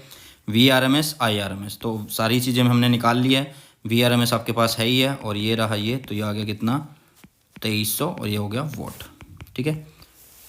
ये हो गया वोट। इन्होंने देखो क्या बोला था, absorb by the maximum current बोला था, तो मतलब रेजोनेंस पे ही बात कर रहे हैं, और उसकी फिर हमने वैल्यू निकाल दी है, ठीक है। चलिए तो नेक्स्ट क्वेश्चन पे चलते हैं, इसके सी पार्ट पर चलते हैं। सी पार्ट में ये क्या कह रहा है, सी पार्ट में देखिए, सी पार्ट में चलते हैं, और सी पार्ट में आपसे क्या पूछ रहा है, सी पार्ट में आपसे पूछ रहा है for which frequency of the source is the power transfer to the circuit half the power at resonant frequency, ठीक है। क्या पूछ रहा है ये कि किस फ्रीक्वेंसी पर सोर्स की जो पावर ट्रांसफ़र है to the circuit half the power at the resonant circuit. देखिए वैसे तो पावर का जो पोर्शन है हमारे चैप्टर से उड़ चुका है, जो पावर का पोर्शन है हमारे चैप्टर से उड़ चुका है, फिर भी इसको कर लेते हैं, ठीक है। देखिए जो हम मान लेते हैं यहाँ पे जो एंगुलर फ्रीक्वेंसी है सोर्स की, angular frequency of source is, उसको मान लिया हमने। मानना क्या है, दिया ही हुआ है, एक मिनट इसको लिखेंगे, angular frequency of the source power is half the power at resonant frequency, ठीक है। ये मान लिया। देखिए पावर हमें पता है क्या होता है, V R M S I R M S. Power क्या होता है, V R M S I R M S और कोस फाई होता है, ठीक है। इतना क्लियर है। अब यहाँ पे देखो इन्होंने क्या बोला है, यहाँ पे इन्होंने क्या बोला है, देखो for which frequency of the source is the power transfer to the circuit half the power at resonant frequency. तो यहाँ पे हमने उस बात को लिखा, half the power at resonant frequency लिख ली। अब इसको देखो पावर, ये वाली पावर है, तो इसको हम ऐसे लिख देंगे ना, हाफ जो भी हमारी पावर है, पावर को कैसे लिखते हैं, ई आर एम एस, जिसको हम लिख सकते हैं, जिसको हम इस तरह से लिख सकते हैं, वी आर एम एस, ठीक है, अपॉन आर और इसका स्केयर। पावर को ऐसे लिख सकते हैं ना। हाफ क्यों लगाया, क्योंकि यहाँ पे इसने की कंडीशन दी हुई है, ठीक है। अब इसके बाद ये क्या है, वी आर एम एस।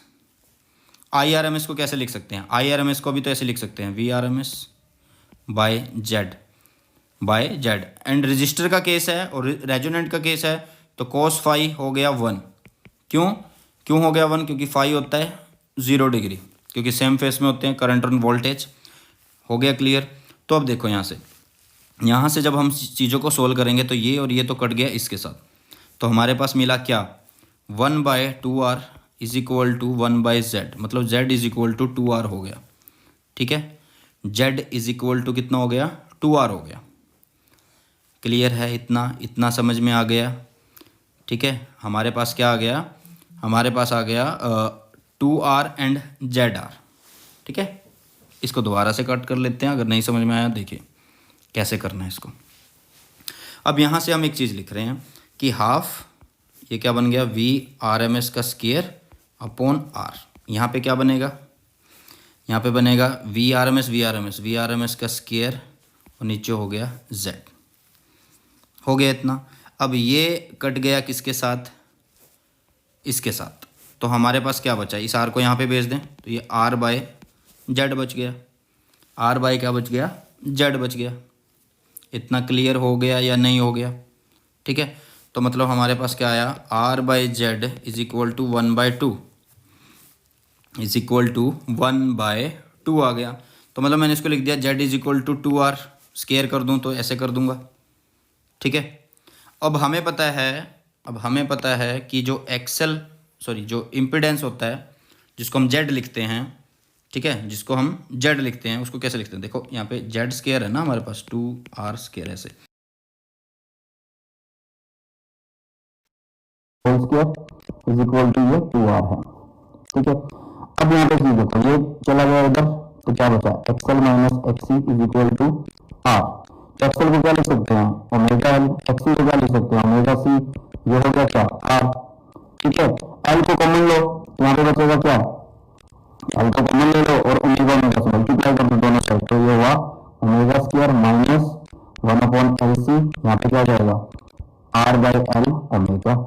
ठीक है, तो यहाँ से आप निकाल सकते हो रेजोनेंट एंगुलर फ्रीक्वेंसी। क्या है ये, रेजोनेंट एंगुलर फ्रीक्वेंसी। किसी को अगर समझ नहीं आया रिपीट करके देख लेना, बहुत आसान क्वेश्चन है। ठीक है, तो इसी के साथ हमारे हो गए हैं 18 क्वेश्चन। नेक्स्ट चलते हैं 19 क्वेश्चन पर, और इसका जो डी पार्ट है वो अब आप खुद करोगे क्योंकि क्यू फैक्टर पूछा है, और क्यू फैक्टर मैंने पिछले ही क्वेश्चन में करवाया था, ये रहा। ठीक है, तो वहां से आप इसको इजीली कर सकते हैं। तो क्वेश्चन नंबर 19 पर मूव करते हैं। 19th पर चलते हैं, और इस क्वेश्चन में आपको क्या दिया हुआ है, देखिए, obtain the frequency, resonant frequency and Q factor. आपको रेजोनेंट फ्रीक्वेंसी निकालनी है एंड क्यू फैक्टर निकालना है। ठीक है, तो वो आपके कैसे करने हैं, देखिए, आपको यहाँ पे दिया हुआ क्या हुआ है, सीरीज एलसीआर सर्किट दिया जिसमें एल की वैल्यू दी हुई है, सी की वैल्यू दी हुई है एंड आपको आर की वैल्यू दी हुई है। It is desire to improve the sharpness of the resonance of the circuit by reducing its full width at half maximum by a factor of 2, suggest a suitable way. देखो, quality factor हम कैसे निकालेंगे, quality factor पहले इनकी बात करते हैं कि क्वालिटी फैक्टर हम कैसे निकालेंगे। क्वालिटी फैक्टर हम निकाल सकते हैं 1/R√L/C से।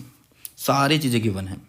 1/R is 7.4, √L is 3 Henry and C is 27 micro, micro is -6। Solve करिएगा, आंसर मिलेगा 45। आंसर मिलेगा कितना, 45। अब यहाँ पे क्या बोल रहा है वो आपसे बोल रहा है कि आपको रेजोनेंट फ्रीक्वेंसी निकालना है। रेजोनेंट फ्रीक्वेंसी का फॉर्मूला तो सबको पता है। ठीक है, omega is equal to 1/√LC, और बिल्कुल प्रॉपर फ्रीक्वेंसी 1/2π√LC से आप निकाल सकते हो। दोनों फॉर्मूले आपके पास हैं, सारी चीज़ें आपके पास है, निकाल सकते हो। हमें मेन चीज़ है वो चीज़ पे ध्यान देते हैं। It is desire to improve the sharpness of the resonance of the circuit by reducing its full width at half maximum by a factor of 2। ये बोल रहा है कि अगर हम हम इम्प्रूव करना चाहते हैं क्वालिटी फैक्टर, कहाँ पे, 2 ट्वाइस। इसका मतलब तो यही है ना, क्योंकि देखो शार्पनेस है, इन्होंने बोला desire to improve the sharpness of the resonance. Sharpness कौन डिफाइन करता है, शार्पनेस डिफाइन करता है क्वालिटी फैक्टर। कौन डिफाइन करता है, क्वालिटी फैक्टर डिफाइन करता है शार्पनेस को। ठीक है, शार्पनेस। तो ये अगर इम्प्रूव करना चाहते हैं तो इसका मतलब हमें जो क्यू है उसको ट्वाइस करना पड़ेगा। जो क्यू है उसको क्या करना पड़ेगा, ट्वाइस करना पड़ेगा। ठीक है, मतलब पुराना क्यू को 2 टाइम्स करना पड़ेगा, तब हमें जाके हमारा क्यू नया मिलेगा, और क्यू बढ़ने से शार्पनेस इंक्रीज हो जाएगी। ठीक है, इतना क्लियर है। और क्या चीज़ करनी है, without changing resonant frequency, without changing resonant frequency. तो 2 × क्यू, क्यू यहाँ से हम निकालेंगे तो 45, ये हो गया कितना, 90। कितना हो गया, 90 हो गया। ठीक है, अब हम क्या करें कि इसकी फ्रीक्वेंसी भी ना चेंज करनी पड़े, तो उसके लिए कुछ ना कुछ तो सेटलमेंट करनी पड़ेगी ना। तो उसके लिए हम क्या कर सकते हैं, देखो क्यू की वैल्यू हमें क्या पता होती है, 1/R√LC होती है। तो क्यू नया निकालना है तो आर को चेंज कर देते हैं। किसको चेंज कर देते हैं, आर को। तो आर डैश यहाँ पे हो गया कौन, 1/Q⁻√LC। तो 1/Q' इज 90, √L ये कितना है, ये हुआ आपके पास 3, और नीचे कितना हुआ आपके पास, सी इज़ 27 × 10⁻6। सोल्व करिए, आपके पास आपका आंसर मिल जाएगा, वो होगा ये। ठीक है, मतलब आप क्या कर सकते हो, अगर फ्रीक्वेंसी भी चेंज नहीं करना चाहते, शार्पनेस इंप्रूव करना चाहते हो, तो क्या करो आप, एलसीआर सर्किट में जो रेजिस्टेंस है उसकी वैल्यू को चेंज कर दो, उसकी वैल्यू को लगा दो, कितनी वैल्यू का, 3.7 ओम का। अब कॉमन सी बात है, अगर आप सर्किट में रेजोनेंस बढ़ाना चाहते हो, मतलब एक पीक लेके जाना चाहते हो, तो उसके लिए कॉमन सी बात है, करंट ज़्यादा होना चाहिए। करंट ज़्यादा कब हो सकता है, रेजोनेंस में, जब रेजिस्टेंस की वैल्यू कम होगी। तो रेजिस्टेंस की वैल्यू बता दिए कितनी होनी चाहिए, 3.7 होनी चाहिए। ठीक है, क्वेश्चन नंबर 20 पर चलते हैं। क्या क्या चीज़ें आपसे पूछी हुई हैं।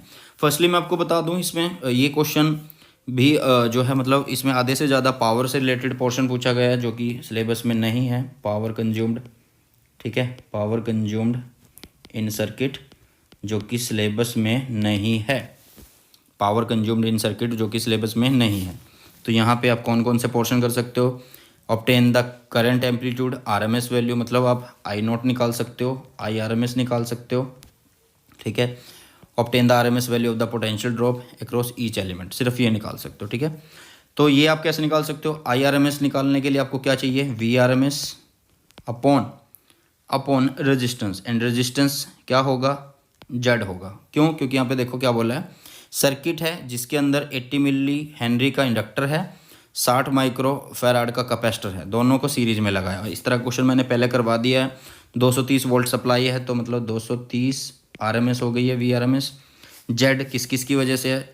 इंडक्टर और कैपेसिटर की वजह से है, पुट कर लेना, ठीक है, वो जल्दी हो जाएगा, आपका आंसर आ जाएगा। इजी वे में आप कर सकते हो, ठीक है, इजी वे में आप कर सकते हो। पहले आपको क्या निकालना है? पहले आपको निकालना है एक्सएल, फिर आपको निकालनी है एक्सी। इम्पीडेंस कैसे आएगा? अब देखो जेड इज इक्वल टू क्या होता है? R square plus XL minus XC का होल स्क्वायर होता है। तो अब यहाँ पे आर तो दिया नहीं होगा, तो मतलब एक्सएल माइनस एक्सी दिया और इसको इससे काट देंगे तो जेड जो है वो एक्सएल माइनस एक्सी से आएगा आपके पास, ठीक है। तो यहाँ से पुट कर देना, यहाँ पे आंसर आ जाएगा। इसके बाद आपसे आरएमएस वोल्टेज पूछ रहा है, तो हर एक के अक्रॉस आप आरएमएस वोल्टेज निकाल सकते हो। सॉरी, पहले आई नोट निकालो। और आई नोट कैसे निकालोगे? आई आर एम एस की जितनी वैल्यू आएगी उसके साथ √2 मल्टीप्लाई कर देना, आई नोट आ जाएगा। उसके बाद वोल्टेज हर एक के अक्रॉस क्या आएगी? मान लो हमें निकालनी है इंडक्टर के अक्रॉस, तो वो क्या होगी? I R M S X L. Capacitor के across I R M S X C, ऐसे निकाल सकते हो। तो कुछ खास नहीं है इन क्वेश्चन के अंदर, क्योंकि बहुत सारे क्वेश्चन हम इस तरह के कर चुके हैं, तो आप इजीली इन क्वेश्चन को भी सॉल्व कर सकते हैं। बाकी के पोर्शन हम नहीं करेंगे, पावर से रिलेटेड जो है वो हमारे सिलेबस में नहीं है। अब चलिए तो नेक्स्ट चलते हैं 21st क्वेश्चन पर, 21वें क्वेश्चन पर चलते हैं। यहाँ पे क्या दिया आपको? यहाँ पे एक रेडियो दिया हुआ है। A radio can tune over the frequency range of a portion of megawatt broadcast band, ठीक है। मतलब जो आपकी एक रेडियो है वो उसकी फ्रीक्वेंसी रेंज मेगावाट हो सकती है, मतलब इतनी दूरी तक वो ब्रॉडकास्ट कर सकती है। और यहाँ पे इन्होंने दिया है 800 kilo hertz to 1200 kilo hertz. If its LC circuit has an effective inductance of 200 micro henry, what must be the range of its variable capacitor, ठीक है। देखिए यहाँ पे फ्रीक्वेंसी की दो रेंज दी हुई है, फ्रीक्वेंसी की दो रेंज दी हुई है, ठीक है। तो इससे हम क्या कर देंगे कि पहले फ्रीक्वेंसी अगर हमें निकालनी है, देखो अगर हमें एक फ्रीक्वेंसी दी हुई है, इन्होंने देखो एक फ्रीक्वेंसी ये दी हुई है, ये फ्रीक्वेंसी दी हुई है और एक ये दी हुई है, तो मतलब हम दो फ्रीक्वेंसीज लिख सकते हैं इजीली। तो एक फ्रीक्वेंसी मैंने लिखी F1, F1 को हम कैसे लिख सकते हैं? F1 is equal to 1/2 pi √LC1, क्योंकि कैपेसिटर है, ठीक है, कैपेसिटर दिया हुआ है तो मैंने C1 लिख दिया। क्या कर रहा है, हम क्या कर रहे हैं, ध्यान से देखिए। इन्होंने बोला है if its LC circuit has an effective inductance of 2 micro henry, what must be the range of its variable capacitor. अब कैपेसिटेंस नहीं पता ना, तो इसलिए हम जो फ्रीक्वेंसी फर्स्ट ले रहे हैं तो कैपेसिटेंस को 1 ही लिख रहे हैं, क्योंकि पता ही नहीं है। तो यहाँ से हम क्या कर सकते हैं, स्केयरिंग करके और C1 को निकाल लेंगे। C1 कितना आएगा? 1/4 पाई स्केयर एंड F1 का स्केयर, ऐसे आएगा, ठीक है। सारी वैल्यूज़ को पुट करो, जितनी वैल्यू है 4 पाई की वैल्यू, L की वैल्यू, फ्रीक्वेंसी की वैल्यू, सब चीज़ें गिवन है। 800 है हमारे पास F1 कितना है? 800 है। तो जब भी आप इनको पुट कर दोगे तो 197.8 पिको फैराड हमारे पास आंसर आएगा, ठीक है। C1 का आएगा ये। अब सेकंड फ्रीक्वेंसी है F2, तो फिर से वही 2 पाई √LC2 लिखेंगे, क्योंकि फिर उस टाइम कितनी कैपेसिटेंस हो सकती है वो लिख रहे हैं। तो फिर से वही SBS किया तो हमें मिला C2 कितना हुआ? 1/4 pi square, 1/4 pi square L, ठीक है, एंड F2 का स्केयर हो गया। फिर से सारी वैल्यूज़ को पुट करो, 87.9 पिको फैराड हमें फिर से मिल जाएगा। तो अब देखो C1 की वैल्यू हमारे पास दो आ गई है, एक ये वाली और एक ये वाली। तो मतलब आप रेंज लिख सकते हो कि कहाँ से कहाँ वेरी कर रही है। ये कहाँ से कहाँ वेरी कर रही है, 87.9 pico farad to 197.8 pico farad कर रही है।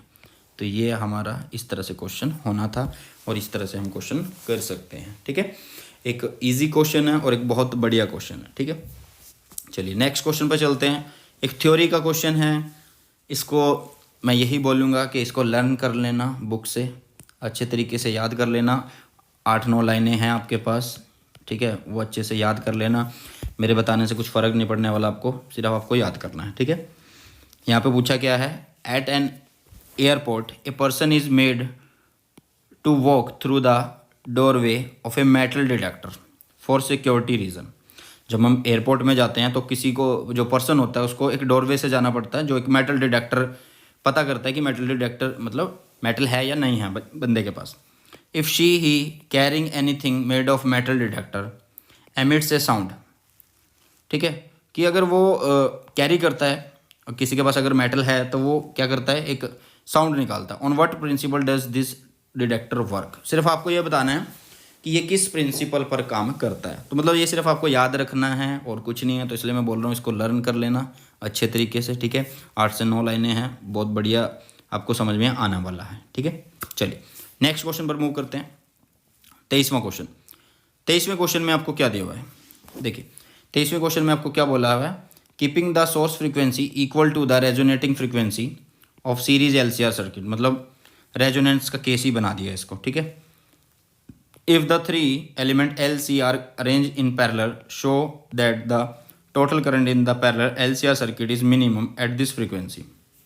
Obtain the current RMS value in each branch of the circuit for this frequency. Firstly यहाँ पे जो सर्किट है वो पैरेलल बोला है, हमारे सिलेबस में है सीरीज़ का, हमारे सिलेबस में है सीरीज़ का, तो हम पैरेलल वाला नहीं करेंगे। लेकिन मैं आपको हिंट दे देता हूँ, ये आपसे पहले क्या बोल रहा है कि आपको क्या निकालना है, ये बोल रहा है तो यहाँ पे आपको what is the current RMS value in each branch of the circuit for this frequency. पहले ये फ्रीक्वेंसी हम निकाल लेते हैं और वो फ्रीक्वेंसी कैसे लिखते हैं, रेजोनेंट फ्रीक्वेंसी 1/√LC से लिखते हैं, लिख देंगे, हो जाएगा।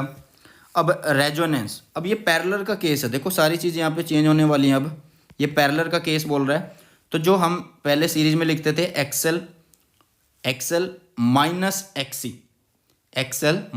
एक्सी जिसको हम लिखते थे, वो अब ये नहीं लिखेंगे। हम कैसे लिखेंगे, अब हम इसको लिखेंगे किस तरह से, अब हम इसको लिखेंगे इस तरह से, देखिए कि 1/x is equal to 1/XL minus 1/XC ऐसे लिखेंगे।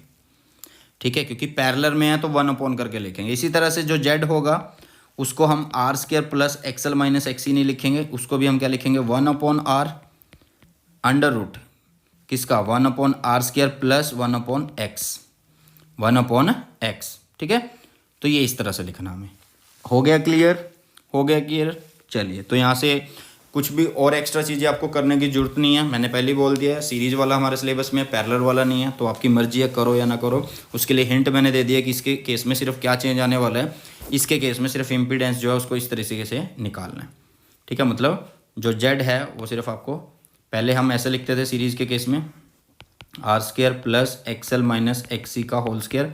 अब वो पैरेलल में लगे हुए हैं, तो पैरेलल में 1/Z अंडर रूट 1/R का square plus 1/XL minus 1/XC का होल स्क्वायर, ऐसे करेंगे। ठीक है, तो ये था क्वेश्चन नंबर 23 था ये आपके पास। अब चलते हैं क्वेश्चन नंबर 24 पर चलते हैं। एंड मैं बताना चाहता हूँ कि जितने क्वेश्चन हमारे अकॉर्डिंग टू न्यू सिलेबस है वो मैं सारे करवा रहा हूँ आपको, ये नहीं है कि मैं आपको कोई चीज़ छुड़वा रहा हूँ। ठीक है, चलिए, तो नेक्स्ट और क्वेश्चन जो है वो हमारा LC ऑसिलेशन पर बेस्ड है। किस पर बेस्ड है, LC ऑसिलेशन पर। इसमें ये आपसे सम ऑफ एनर्जीज पूछ रहा है। जिस बंदे के पास 1 शॉट है मेरे, मतलब जिन्होंने 1 शॉट से पढ़ लिया है, हैंड रिटन नोट्स से पढ़ लिया है, तो उसमें मैंने अच्छे ढंग से ये चीज़ें करवाई हुई हैं। सो यहाँ पे हम इसको नहीं करने वाले, अब 1 शॉट से पढ़ लेना और पढ़ ही लिया होगा आपने। ठीक है, तो यहाँ पे टाइम वेस्ट नहीं करेंगे, बार बार एक ही चीज़ को नहीं दोहराएंगे, बार बार थ्योरीज नहीं करते फिरेंगे यहाँ पे। ठीक है, तो ये चीज़ मैंने करवा रखी है नोट्स के अंदर भी एंड 1 शॉट के अंदर भी। ठीक है, कुछ नहीं करना आपको, यहाँ पे एनर्जीज निकालनी है। कि कितनी एनर्जी यहाँ पे ऐड होती है, मतलब कितनी एनर्जी पहले चार्जिंग कर रही है कैपेसिटर के लिए, फिर डिस्चार्ज हो रही है, वो सारी एनर्जी नोट करके ऐड करना आपको, ठीक है। एंड ये इतना इंपॉर्टेंट क्वेश्चन भी नहीं है, तो आप मतलब चाहो तो छोड़ सकते हो। चलिए तो नेक्स्ट क्वेश्चन पे चलते हैं। नेक्स्ट क्वेश्चन है 25th क्वेश्चन। 25th क्वेश्चन क्या है? A charge 30 micro farad capacitor is connected to a 27 milli henry inductor. What is the angular frequency of free oscillation of the circuit? भैया क्या चाहिए, और एंगुलर फ्रीक्वेंसी कैसे निकालते हैं? ओमेगा 1/√LC से निकालते हैं। पहला पोर्शन हो जाएगा। क्यों? क्योंकि आपके पास L भी दिया हुआ है और C भी दिया हुआ है। ये रहा C, ये रहा L। पुट करेंगे यहाँ पे, आपके पास ओमेगा आ जाएगा। अब इसके बाद ये क्या बोल रहा है? Suppose the initial charge on the capacitor is 6 milli coulomb, ठीक है। What is the total energy stored in the circuit initially? What is the total energy stored initially and later? तो इनिशियली जो एनर्जी स्टोर्ड होती है capacitor के अंदर, वो कैसे स्टोर्ड होती है? हाफ Q इनिशियली बोल रहे हैं तो यहाँ पे C आ जाएगा, ठीक है। तो यहाँ पे आपकी वैल्यू 1/2 Q नॉट कितना है? जो इनिशियल चार्ज है वो कितना है? 6 मिली। मिली इज 10-3 इसका स्क्वायर। एंड कैपेसिटेंस कितनी है? कैपेसिटेंस है 30 माइक्रो इज 10-6। तो यहाँ पे आपके पास आ जाएगी एनर्जी स्टोर्ड एट इनिशियली आएगी, जो कि आएगी 0.6 जूल। अब लेटर की बात करते हैं, ठीक है। जो टोटल एनर्जी होगी टाइम के साथ, ठीक है, एनी टाइम, मतलब वो जो होगी वो सर्किट के अंदर कांस्टेंट रहने वाली है। तो मतलब लेटर भी क्या होगी? लेटर भी यही रहेगी, ठीक है। लेटर भी आपके पास यही रहने वाली है, ठीक है। हो जाएगा क्वेश्चन, ठीक है। तो भैया इस तरह के ये क्वेश्चन हैं। एंड अभी मैं आपको बता देता हूँ कि कौन कौन से क्वेश्चन हमने कर लिए हैं एंड किस किस क्वेश्चन से अब हमारा जो है पोर्शन रहता है, मतलब जिसको हमें बहुत करना ज़रूरी है, ठीक है। तो देखो क्वेश्चन नंबर 26 की बात करते हैं। क्वेश्चन नंबर 26 में आपसे टोटल एनर्जी पूछी है, तो वो आप इजीली निकाल सकते हो। नेचुरल फ्रीक्वेंसी पूछी है, वो आप इजीली निकाल सकते हो। इंस्टेंटेनियस इलेक्ट्रिकल एनर्जी पूछी है, वो आप इजीली निकाल सकते हो। मतलब यहाँ क्या है, ये सारा क्वेश्चन फॉर्मूले पर बेस्ड है, ठीक है। फॉर्मूला बेस्ड क्वेश्चन है ये। तो आपको सब चीज़ों के फॉर्मूले याद होने चाहिए। टोटल एनर्जी क्या होती है, नेचुरल फ्रीक्वेंसी क्या होती है, किस टाइम पे एनर्जी स्टोर्ड है, वो completely electrical, completely magnetic, at what time, ये सारी चीज़ें आपको एक तरह से याद करनी पड़ेगी, लर्न करनी पड़ेगी, ठीक है। मैं बार बार ये नहीं बोल रहा हूँ कि ये पकड़ो बस इसको करो भाई, मैं जो करवा रहा हूँ वही होगा, ठीक है। तो जितना जा रहा है, मतलब जितना मैं आपको करवा रहा हूँ वो एक बेस्ट है, मतलब आप लोगों के लिए, ठीक है। चलिए, तो ये एक फॉर्मूला बेस्ड क्वेश्चन है, इसको अच्छे से तरीके से याद कर लेना। कुछ नहीं करना, बस एक नज़र मार जाना कि कैसे कैसे इस क्वेश्चन को किया है, और कुछ नहीं, ठीक है। चलिए नेक्स्ट क्वेश्चन जो आपके पास है वो आपको नहीं करना, स्पेशली आपको क्या है, फर्स्ट पार्ट तो नहीं करना, ठीक है। फर्स्ट पार्ट तो आपको नहीं करना, सॉरी ये फर्स्ट पार्ट नहीं है, ये तो अपना सेकंड पार्ट है। तो फर्स्ट पार्ट आपको नहीं करना, ठीक है।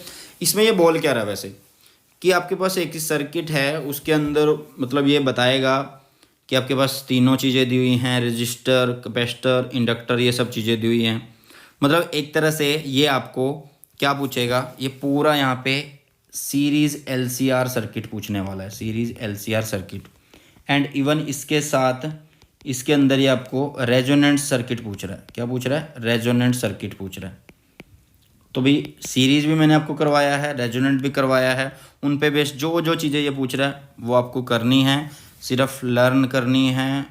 थ्योरी क्वेश्चन है, आपको अच्छे से याद करना पड़ेगा, ठीक है। तो ये क्वेश्चन भी हो जाएगा और एक बेस्ट वे में आप कर सकते हो। नेक्स्ट क्वेश्चन जो है, जो क्वेश्चन नंबर 28 है, वो आपको नहीं करना, क्योंकि पावर हमारे सिलेबस में नहीं है, पावर हमारे सिलेबस में नहीं है, नॉट इन सिलेबस, ठीक है, नॉट इन सिलेबस।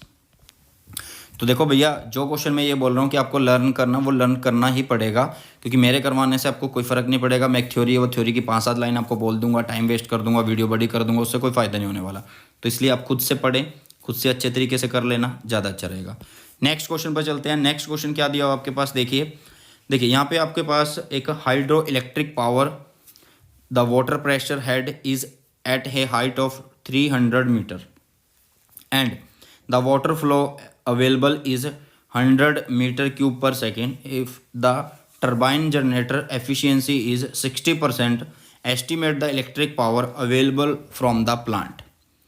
ध्यान से पढ़िए क्वेश्चन को। At a hydro electric power, कि हाइड्रो इलेक्ट्रिक पावर है, the water pressure head is at a height of 300 metre, कि एक हाइड्रो इलेक्ट्रिक पावर का प्लांट है, उसके अंदर जो वाटर है, जो प्रेशर है, वाटर का प्रेशर वो 300 मीटर की हाइट तक रखा हुआ है, और जो वाटर फ्लो है वो अवेलेबल है कितनी रेट के हिसाब से, वो अवेलेबल आपके पास 100 meter cube per second, 100 meter cube per second. और वो बोल रहा है कि जो टर्बाइन जनरेटर है अगर उसकी एफिशिएंसी 60% है तो हमें बताना है कि electric power available from the plant, कि उस प्लांट से हमें कितनी इलेक्ट्रिक पावर मिल रही है। ठीक है, तो देखिए क्या होगा। सबसे पहली बात कि जो वर्क डन कर रहा है यहाँ पे कौन कर रहा है, लिक्विड प्रेशर कर रहा है। ठीक है, कौन कर रहा है, लिक्विड प्रेशर यहाँ पे वर्क डन कर रहा है। इतनी चीज़ तो समझ में आ गई।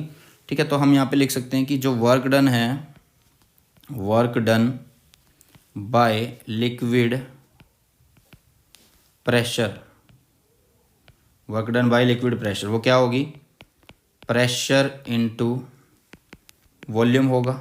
और वो वॉल्यूम किसका है, वो वॉल्यूम क्या है, shifted power of flowing water. ठीक है, जो बहता हुआ पानी है उसको शिफ्ट किया हुआ उसका वॉल्यूम। ठीक है, shifted power of flowing water, flowing water.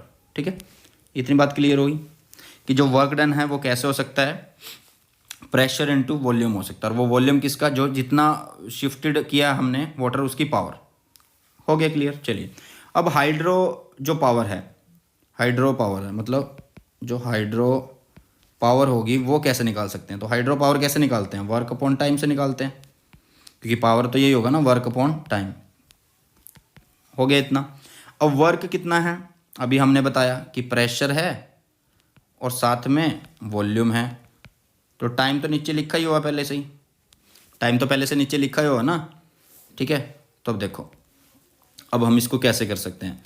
अब जो प्रेशर है उसको हम कैसे लिखें, जो प्रेशर है उसको हम कैसे लिखें, उसको हम लिख सकते हैं एच डी और जी से, एच डी और जी से हम लिख सकते हैं। ठीक है, इतना क्लियर है। हाइट हो गई, डेंसिटी हो गई, ग्रेविटी हो गई, प्रेशर हमने बना दिया। ठीक है, क्योंकि प्रेशर हमें पता ना कि एच डी जी होता है।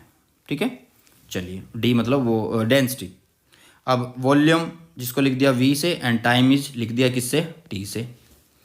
ठीक है, तो हाइट दे रखी है कितनी 300, डेंसिटी दे रखी है कितनी 100, ग्रेविटी दे रखी है 9.8, ये लिखा हुआ है यहाँ पे देखिए, ये यहाँ पे लिखा हुआ है ये देखिए। ठीक है, अब इसके बाद और क्या चीज़ें दी हुई हैं, इसके बाद और क्या चीज़ें हमारे पास दी हुई हैं।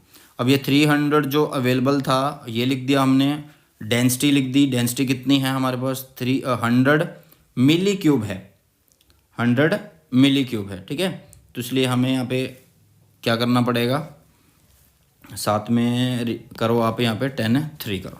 ठीक है, कितना करो 10(3) करो। अब इसके बाद कुछ भी नहीं करना, आपका क्वेश्चन हो गया। कैसे करना है इसको सोल्व, देखिए अब देखिए भैया कैसे इसको सोल्व कर सकते हैं आप इजीली। अब यहाँ से जो हम वैल्यू निकालेंगे, एक मिनट रुकिए, यहाँ पे एक मिस्टेक हुई है, इसको हम दोबारा लिखते हैं। देखिए h की वैल्यू कितनी हुई 300। ठीक है, d जो है हमारे पास डेंसिटी वो कितना होगा, वो हमारे पास आ जाएगा 10⁻3, g होगा 9.8 एंड जो हमारे पास वेलोसिटी पर सेकंड है, वो कितना हो गया हमारे पास, वो हो गया 100, वो गिवन है। ठीक है, ये इतना क्लियर हुआ। यहाँ से हमारे पास आ जाएगा 29.4 इंटू 10⁻7 वोट। ये है क्या, पावर, ये क्या है, पावर है। ठीक है, दैट इज द पावर। अब ये पावर हो गई। अभी देखो हमने सिर्फ सिंपली क्या निकाला है, पावर निकाला है। क्यों निकाला है पावर, क्योंकि देखो इन्होंने यहाँ पे दो मशीनों की बात कर ली, हाइड्रो पावर की एंड इलेक्ट्रिक पावर की। ठीक है, तो इसलिए हमने अभी तक निकाल लिया हाइड्रो पावर, और इलेक्ट्रिक पावर यहाँ पे अवेलेबल है, सॉरी अवेलेबल नहीं है, वो निकालनी है। चलिए अब इसको निकाल लेते हैं। तो देखिए अब इसको कैसे निकालते हैं। ये कुछ क्वेश्चन जो हैं हम कर रहे हैं ये एडिशनल से रिलेट होते हैं, मतलब थोड़े से टॉपिक से हट के होते हैं, ठीक है। तो एफिशिएंसी जो होती है उसको शो करते हैं ईटा से। ये क्या होगा, इलेक्ट्रिक पावर, ठीक है, अपॉन क्या है नीचे, हाइड्रो पावर। इलेक्ट्रिक पावर नीचे है आपका हाइड्रो पावर। तो ईटा कितना दे रखा है, मतलब एफिशिएंसी दे रखी है 60%, बट मैं इसको परसेंटेज में ना लिख के नंबर में लिख दूं, मतलब फ्रैक्शन में लिख दूं सिंपल, तो ये लिख दूंगा मैं 0.6। इलेक्ट्रिक पावर मुझे निकालनी है जिसको मैं ईपी लिख रहा हूँ, एंड हाइड्रो पावर मैंने निकाल ली है 29.4 इंटू 10⁻⁷, ठीक है, ये चीज़ मैंने निकाल ली। तो ईपी आ जाएगा मेरे पास कैसे, इलेक्ट्रिक पावर क्या आएगा 0.6 इंटू 29.4 इंटू 10⁻⁷। इसको सॉल्व कर लेंगे, हमारे पास आपका ये आंसर बन जाएगा, ठीक है। तो ऐसे निकालना आपको इलेक्ट्रिक पावर, ठीक है। नेक्स्ट क्वेश्चन पे चलते हैं जो कि हमारा ट्रांसफॉर्मर पर बेस्ड है। किस पर बेस्ड है भैया, ट्रांसफॉर्मर पर। कैसे कर सकते हैं इसको, देखिए कैसे करना है इस क्वेश्चन को। यहाँ पे आपको एक पावर लाइन, ट्रांसमिशन लाइन दी हुई है जो फीड करती है इनपुट पावर एट 2300 वोल्ट, ठीक है। मतलब यहाँ पे जो इनपुट वोल्टेज है वो दी हुई है, इनपुट वो 2300 वोल्ट दी हुई है to a step down transformer. एक स्टेप डाउन ट्रांसफॉर्मर को ये दी जाती है विद इट्स प्राइमरी वाइंडिंग। जिस प्राइमरी वाइंडिंग में कितने टर्न्स हैं, प्राइमरी वाइंडिंग में टर्न्स कितने हैं 4000, और डाउन स्टेप डाउन है तो इसका मतलब आउटपुट भी हमें कम मिलेगी, ठीक है, आउटपुट भी कम मिलेंगे और नंबर ऑफ टर्न्स भी होंगे वो भी हमारे क्या होंगे, कम होने चाहिए या इक्वल हो सकते हैं, ठीक है। चलिए अब देखें यहाँ पे 230 आउटपुट पावर दी हुई है तो इसको भी लिख लेते हैं, ठीक है। 230 जो दिया हुआ वो भी हम लिख लेते हैं। तो 230 यहाँ पे एक मिनट रुकिए, कलर चेंज करते हैं, हाँ। तो ई एस कितना चाहिए हमें, 230 वोल्ट चाहिए। तो हमें एन एस बताने कितने जरूरत पड़ेगी, कि कितने नंबर ऑफ टर्न्स हमारे सेकेंडरी में होने चाहिए, ठीक है। अब यहाँ पे 4000 टर्न हमारे प्राइमरी में दे रखे हैं, स्टेप डाउन ट्रांसफॉर्मर बोला है, तो हमें पता होना चाहिए कि सेकेंडरी में कितने हैं। तो देखिए हमें एक रेशो पता है जिसको हम ट्रांसफॉर्मेशन रेशो बोलते हैं, कि E S upon E P is equal to N S upon N P, ठीक है। E S upon E P is equal to N S upon N P. E S हमें निकाल दिया हुआ है 230, E P is 2300, N S find out करना है, N P is 4000, ठीक है। ये ज़ीरो इससे कट गई, ठीक है, और ये बन गया आपके पास क्या 23 इंटू 4000 अपॉन 230, और ये हो गया एन एस। तो ये ज़ीरो इससे कट हो गया, ये इससे कट हो गया, तो आपके पास आया एन एस इज़ 400। तो मतलब आपके पास जो नंबर ऑफ टर्न्स होने चाहिए सेकेंडरी के अंदर वो 400 होने चाहिए। देखो हमने ट्रांसफॉर्मर पढ़ा है अच्छे तरीके से। जो भी बच्चा एनसीईआरटी के सॉल्यूशन कर रहा है मेरे, वो पहले वन शॉट देख के जरूर आए, ठीक है, तभी आपको कुछ ना कुछ चीज़ें समझ में आएंगी। यहाँ पे इनपुट अप्लाई होती है और यहाँ पे आउटपुट होती है। तो हमें यहाँ पे पूछा था कि कितने यहाँ पे टर्न्स आपको लेने पड़ेंगे, ठीक है। चलिए अब नेक्स्ट बात करते हैं कि यहाँ पे आपके पास एक स्मॉल टाउन है, ठीक है। यहाँ पे आपके पास एक स्मॉल टाउन है, उसकी डिमांड क्या है, with the demand of 800 kilo watt of electric power at 220 volt is situated 15 kilometre away from an electric plant. देखिए कि जो ये पावर प्लांट है, सॉरी एक जो स्मॉल टाउन है, उसकी डिमांड है कि 800 किलो वोट की इलेक्ट्रिक पावर होनी चाहिए और 220 वोल्ट होनी चाहिए। इससे 15 किलोमीटर की दूरी पर एक इलेक्ट्रिक प्लांट है जो जनरेट करता है पावर कितनी वोल्टेज पर, मतलब उसकी जो वोल्टेज पावर है वो 440 है। कितनी है, 440 volt. The resistance of the two wire line carrying power is this. अब वहाँ से तार की जरूरत पड़ेगी, तो वो जो वायर है उसका रेजिस्टेंस है 0.5 ओहम पर किलोमीटर, मतलब पर किलोमीटर के हिसाब से उसका रेजिस्टेंस है। The town gets power from the line through a 4220 volt step down transformer at a substation in the town, ठीक है। ध्यान से सुनो कि यहाँ पे एक टाउन है, यहाँ पे पावर प्लांट है, ये 440 वोल्ट बनाता है और इनको 220 वोल्ट चाहिए। यहाँ से यहाँ पे वायर भेजी जाती है, जो वायर भेजी जाती है उनका रेजिस्टेंस 0.5 ओम किलोमीटर पर किलोमीटर है, एंड इसके बीच की जो डिस्टेंस है वो 15 किलोमीटर है। ठीक है। The town gets power from the line through a 4220 volt step down transformer at a substation in the town. ठीक है, मतलब क्या क्या चीज़ें यहाँ पे गिवन हैं वो हमें पहले फाइंड आउट करनी है यहाँ पे। ठीक है, पहले तो हमें जो रेजिस्टेंस है वो फाइंड आउट करना है। ठीक है, और वो रेजिस्टेंस क्या है, लाइन का। ठीक है, लाइन रेजिस्टेंस हमें निकालना पड़ेगा। लाइन रेजिस्टेंस हम कैसे निकाल लेंगे, लाइन रेजिस्टेंस मतलब दो तारे हैं तो दोनों की लेंथ लिखेंगे, length of two wire, length of two wires, two wire line into resistance per unit, resistance per unit length.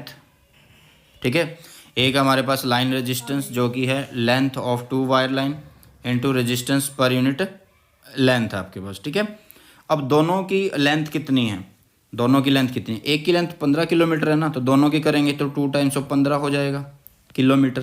ठीक है, और रेजिस्टेंस कितना दिया हुआ, 0.5 ओम पर किलोमीटर दिया हुआ है ना, तो आपके पास कितना आ जाएगा, ये किलोमीटर से किलोमीटर कट गया, ये इससे, ये इसका कितना हो गया, ये इससे कट हो गया, ये इससे कट हो गया, तो आपके पास बचा सिर्फ 15 ओम बचा। ठीक है, तो लाइन रेजिस्टेंस आ गया कितना, 15 ओम। लाइन रेजिस्टेंस कितना आ गया आपके पास, 15 ओम आ गया। अब इससे आगे का देखिए क्या करना आपको, इससे आगे अब क्या करते हैं, क्योंकि रेजिस्टेंस फर्स्टली निकालना ज़रूरी था क्योंकि उसी से तो हम डिसाइड करेंगे ना। तो यहाँ पे आपके पास आ गया है क्या, line resistance is 15 ohm, line resistance is 15 ohm, line resistance कितना है, 15 ओम। अब जो वर्चुअल पावर है, जो मतलब AC आ रही है लाइन के अंदर, वो कितनी है, मतलब जो पावर है वो कितनी है एक तरह से। ठीक है, तो हम निकालते हैं पे अपने जो है लाइन रेजिस्टेंस हमने निकाल लिया जो कि 15 ओम का है। ठीक है, 15 ओम का हमने लाइन रेजिस्टेंस निकाल लिया। अब हमें क्या निकालना है कि जो AC है और लाइन के अंदर वो कितनी है। ठीक है, मतलब जो मैक्सिमम हमें मैक्सिमम नहीं मीन्स RMS जो है वो हमें कितनी मिल रही है। तो देखिए यहाँ पे इन्होंने बोला है कितनी है, कितनी चाहिए, मतलब power at a 220 volt is situated 15 kilometre away, and power साथ में ये दी हुई है 800 किलो वोल्ट। ठीक है, तो मतलब हम यहाँ पे लिख सकते हैं क्या, वर्चुअल पावर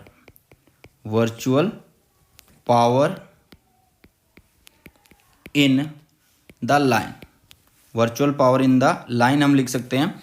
तो वर्चुअल पावर का फॉर्मूला क्या होता है, VRMS IRMS। ठीक है, तो पावर यहाँ पे दी हुई है 800 साथ में किलो है तो यहाँ पे लगा देंगे 10⁻³ VRMS दिया हुआ उन्होंने, कितना दिया हुआ है, ये देखिए ये दिया हुआ है 4000, कितना दिया हुआ है 4000 यहाँ पे दिया हुआ है। ठीक है, तो ये हो गया यहाँ पे 4000 इंटू IV हो गया। ठीक है, ये क्या हो गया, IV हो गया।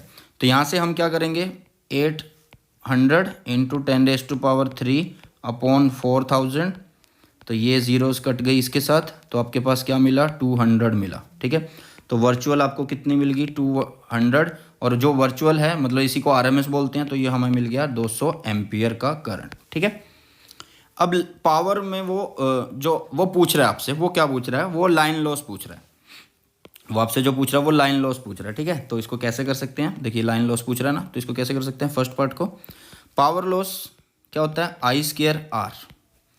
ठीक है, तो P लॉस अगर आपको निकालना है तो I² कितना है, 200 का स्क्वायर, एंड रेजिस्टेंस अभी निकाला था कितना, 15, तो ये कितना हो गया आपके पास, ये कितना हो जाएगा आपके पास भैया, ये हो जाएगा 4 और ये हो जाएगा 6, सॉरी 4 जीरोज हो जाएंगे एंड 2 का 4 बन जाएगा, तो ये हुआ 15 और ये हुआ आपके साथ 60 और साथ में ये 1 2 3 4 1 2 3 4, हाँ तो ठीक है। अब इसको लिख दो 600 और जो 3 की जीरो बचती हैं उसको किलो लिख दो, और पावर है तो इसको वोट लिख सकते हैं। ठीक है, इसको क्या लिख सकते हैं, वोट लिख सकते हैं। तो पहले केस में हमने लाइन पावर लॉस निकाल लिया in the form of heat हमने निकाल दिया। ठीक है, अब दूसरी बात में, how much power must the plant supply assuming there is negligible power loss due to leakage. ठीक है, हमने यहाँ पे अज्यूम कर लिया कि नो पावर लॉस है ड्यूरिंग मतलब कोई लीकेज नहीं हो रहा जब हम इसको भेज रहे हैं, ठीक है। तो टोटल क्या होगी यहाँ पे सप्लाई, जो हमारी जो पावर होगी, टोटल पावर होगी जो प्लांट ने भेजनी है वो कितनी होगी, जो प्लांट ने भेजनी है वो कितनी होगी, पी लॉस जितना है प्लस पी की जो आउटपुट है, मतलब जो आउटपुट वो कर रहा है, तो लॉस कितना है 600 किलो वोट, ठीक है, और आउटपुट कितनी है 800 किलो वोट, तो कितना हुआ 14 किलो वोट, ठीक है। मतलब लॉस हमने निकाल लिया, कितनी और चाहिए 800 चाहिए, तो टोटल पावर हमने निकाल दी और वो टोटल पावर है हमारे पास कितनी 1400 किलो वोट। अब potential drop in the wire ये पूछ रहा है, लास्ट वाले में पूछ रहा है, सॉरी लास्ट वाले में तो नहीं पूछ रहा, how much power must the plant supply assuming there is negligible, ये तो हो गया हमारे पास। नेक्स्ट जो सी पार्ट है उसमें चलते हैं। सी पार्ट में ये और आपसे क्या पूछ रहा है, ये पूछ रहा है characterise the step of transformer at the plant, characterise the step of transformer at the plant, कि आपको बताना है यहाँ पर स्टेप ऑफ ट्रांसफॉर्मर है या नहीं है, ठीक है, और वो मतलब कितनी वोल्टेज देता होगा या कितनी देनी चाहिए, वो सब चीज़ें, ठीक है। तो इसको कैसे करेंगे देखिए, इस क्वेश्चन को मैं पूरा अच्छे तरीके से क्यों करवा रहा हूँ, इसलिए करवा रहा हूँ क्योंकि जो नेक्स्ट क्वेश्चन है वो भी बिल्कुल आपका सेम क्वेश्चन है, ठीक है। चलिए, तो अब थर्ड पोर्शन में आपसे पूछ रहा है कि स्टेप ऑफ ट्रांसफॉर्मर होना चाहिए, बताना है बिल्कुल, तो वो कितना कैसे होना चाहिए वो हम बता देते हैं इसको।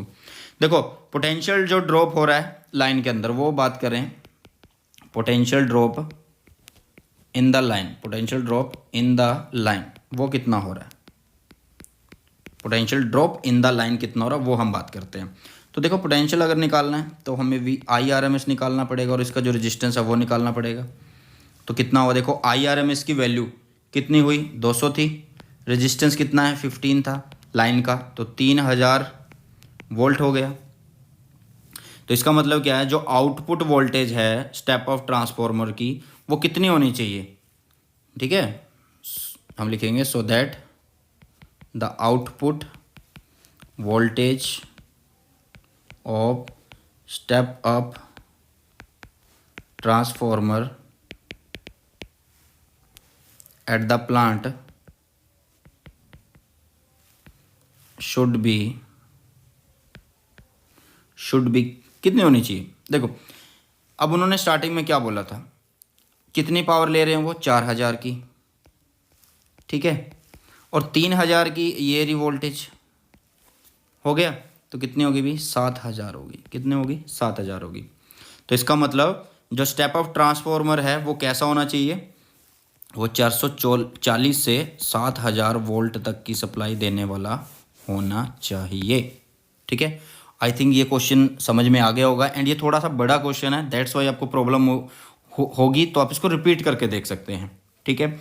नेक्स्ट क्वेश्चन पे चलते हैं। नेक्स्ट क्वेश्चन बिल्कुल सेम क्वेश्चन है, कोई फ़र्क नहीं है, सिर्फ एक चीज़ का फ़र्क है, ये इसका फ़र्क है इसका, जहाँ पे हमें पिछले क्वेश्चन में यहाँ पे दिया हुआ था 4220 और यहाँ पे दिया हुआ हमारे पास 40200, ठीक है। तो कोई भी फ़र्क नहीं है, सेम क्वेश्चन है, सेम टू सेम आपको करना है। तो ये था आपका लास्ट क्वेश्चन इस वन शॉट का। आई थिंक सभी क्वेश्चन आपको अच्छे से समझ में आ गए होंगे एंड एक बेस्ट वे में हमने कर लिए हैं एंड अच्छे से आप भी प्रिपेयर कर लोगे। तो इसी के साथ इस वीडियो को समाप्त करते हैं, बट वीडियो को ख़त्म करने से पहले आपसे रिक्वेस्ट करूँगा, अगर चैनल को सब्सक्राइब नहीं किया सब्सक्राइब कर लेना एंड बहुत सारा प्यार देते रहा करो एंड लाइक एंड सपोर्ट की बस झड़िया लगा दा करो, ठीक है। मतलब शेयर, मतलब मैं सोचता हूँ कि आप 10 बंदों को शेयर करो, आप उम्मीद से ज़्यादा किया करो, मतलब 10 की जगह 20 30 50 100 बंदों को शेयर किया करो, ठीक है। तो होप्स हो कि आप वीडियो को अच्छे से शेयर कर दोगे एंड वीडियो से अच्छे से पढ़ लोगे। तो मिलते हैं हमारी नई वीडियो में। Thanks for the watching, God bless you all, have a nice day.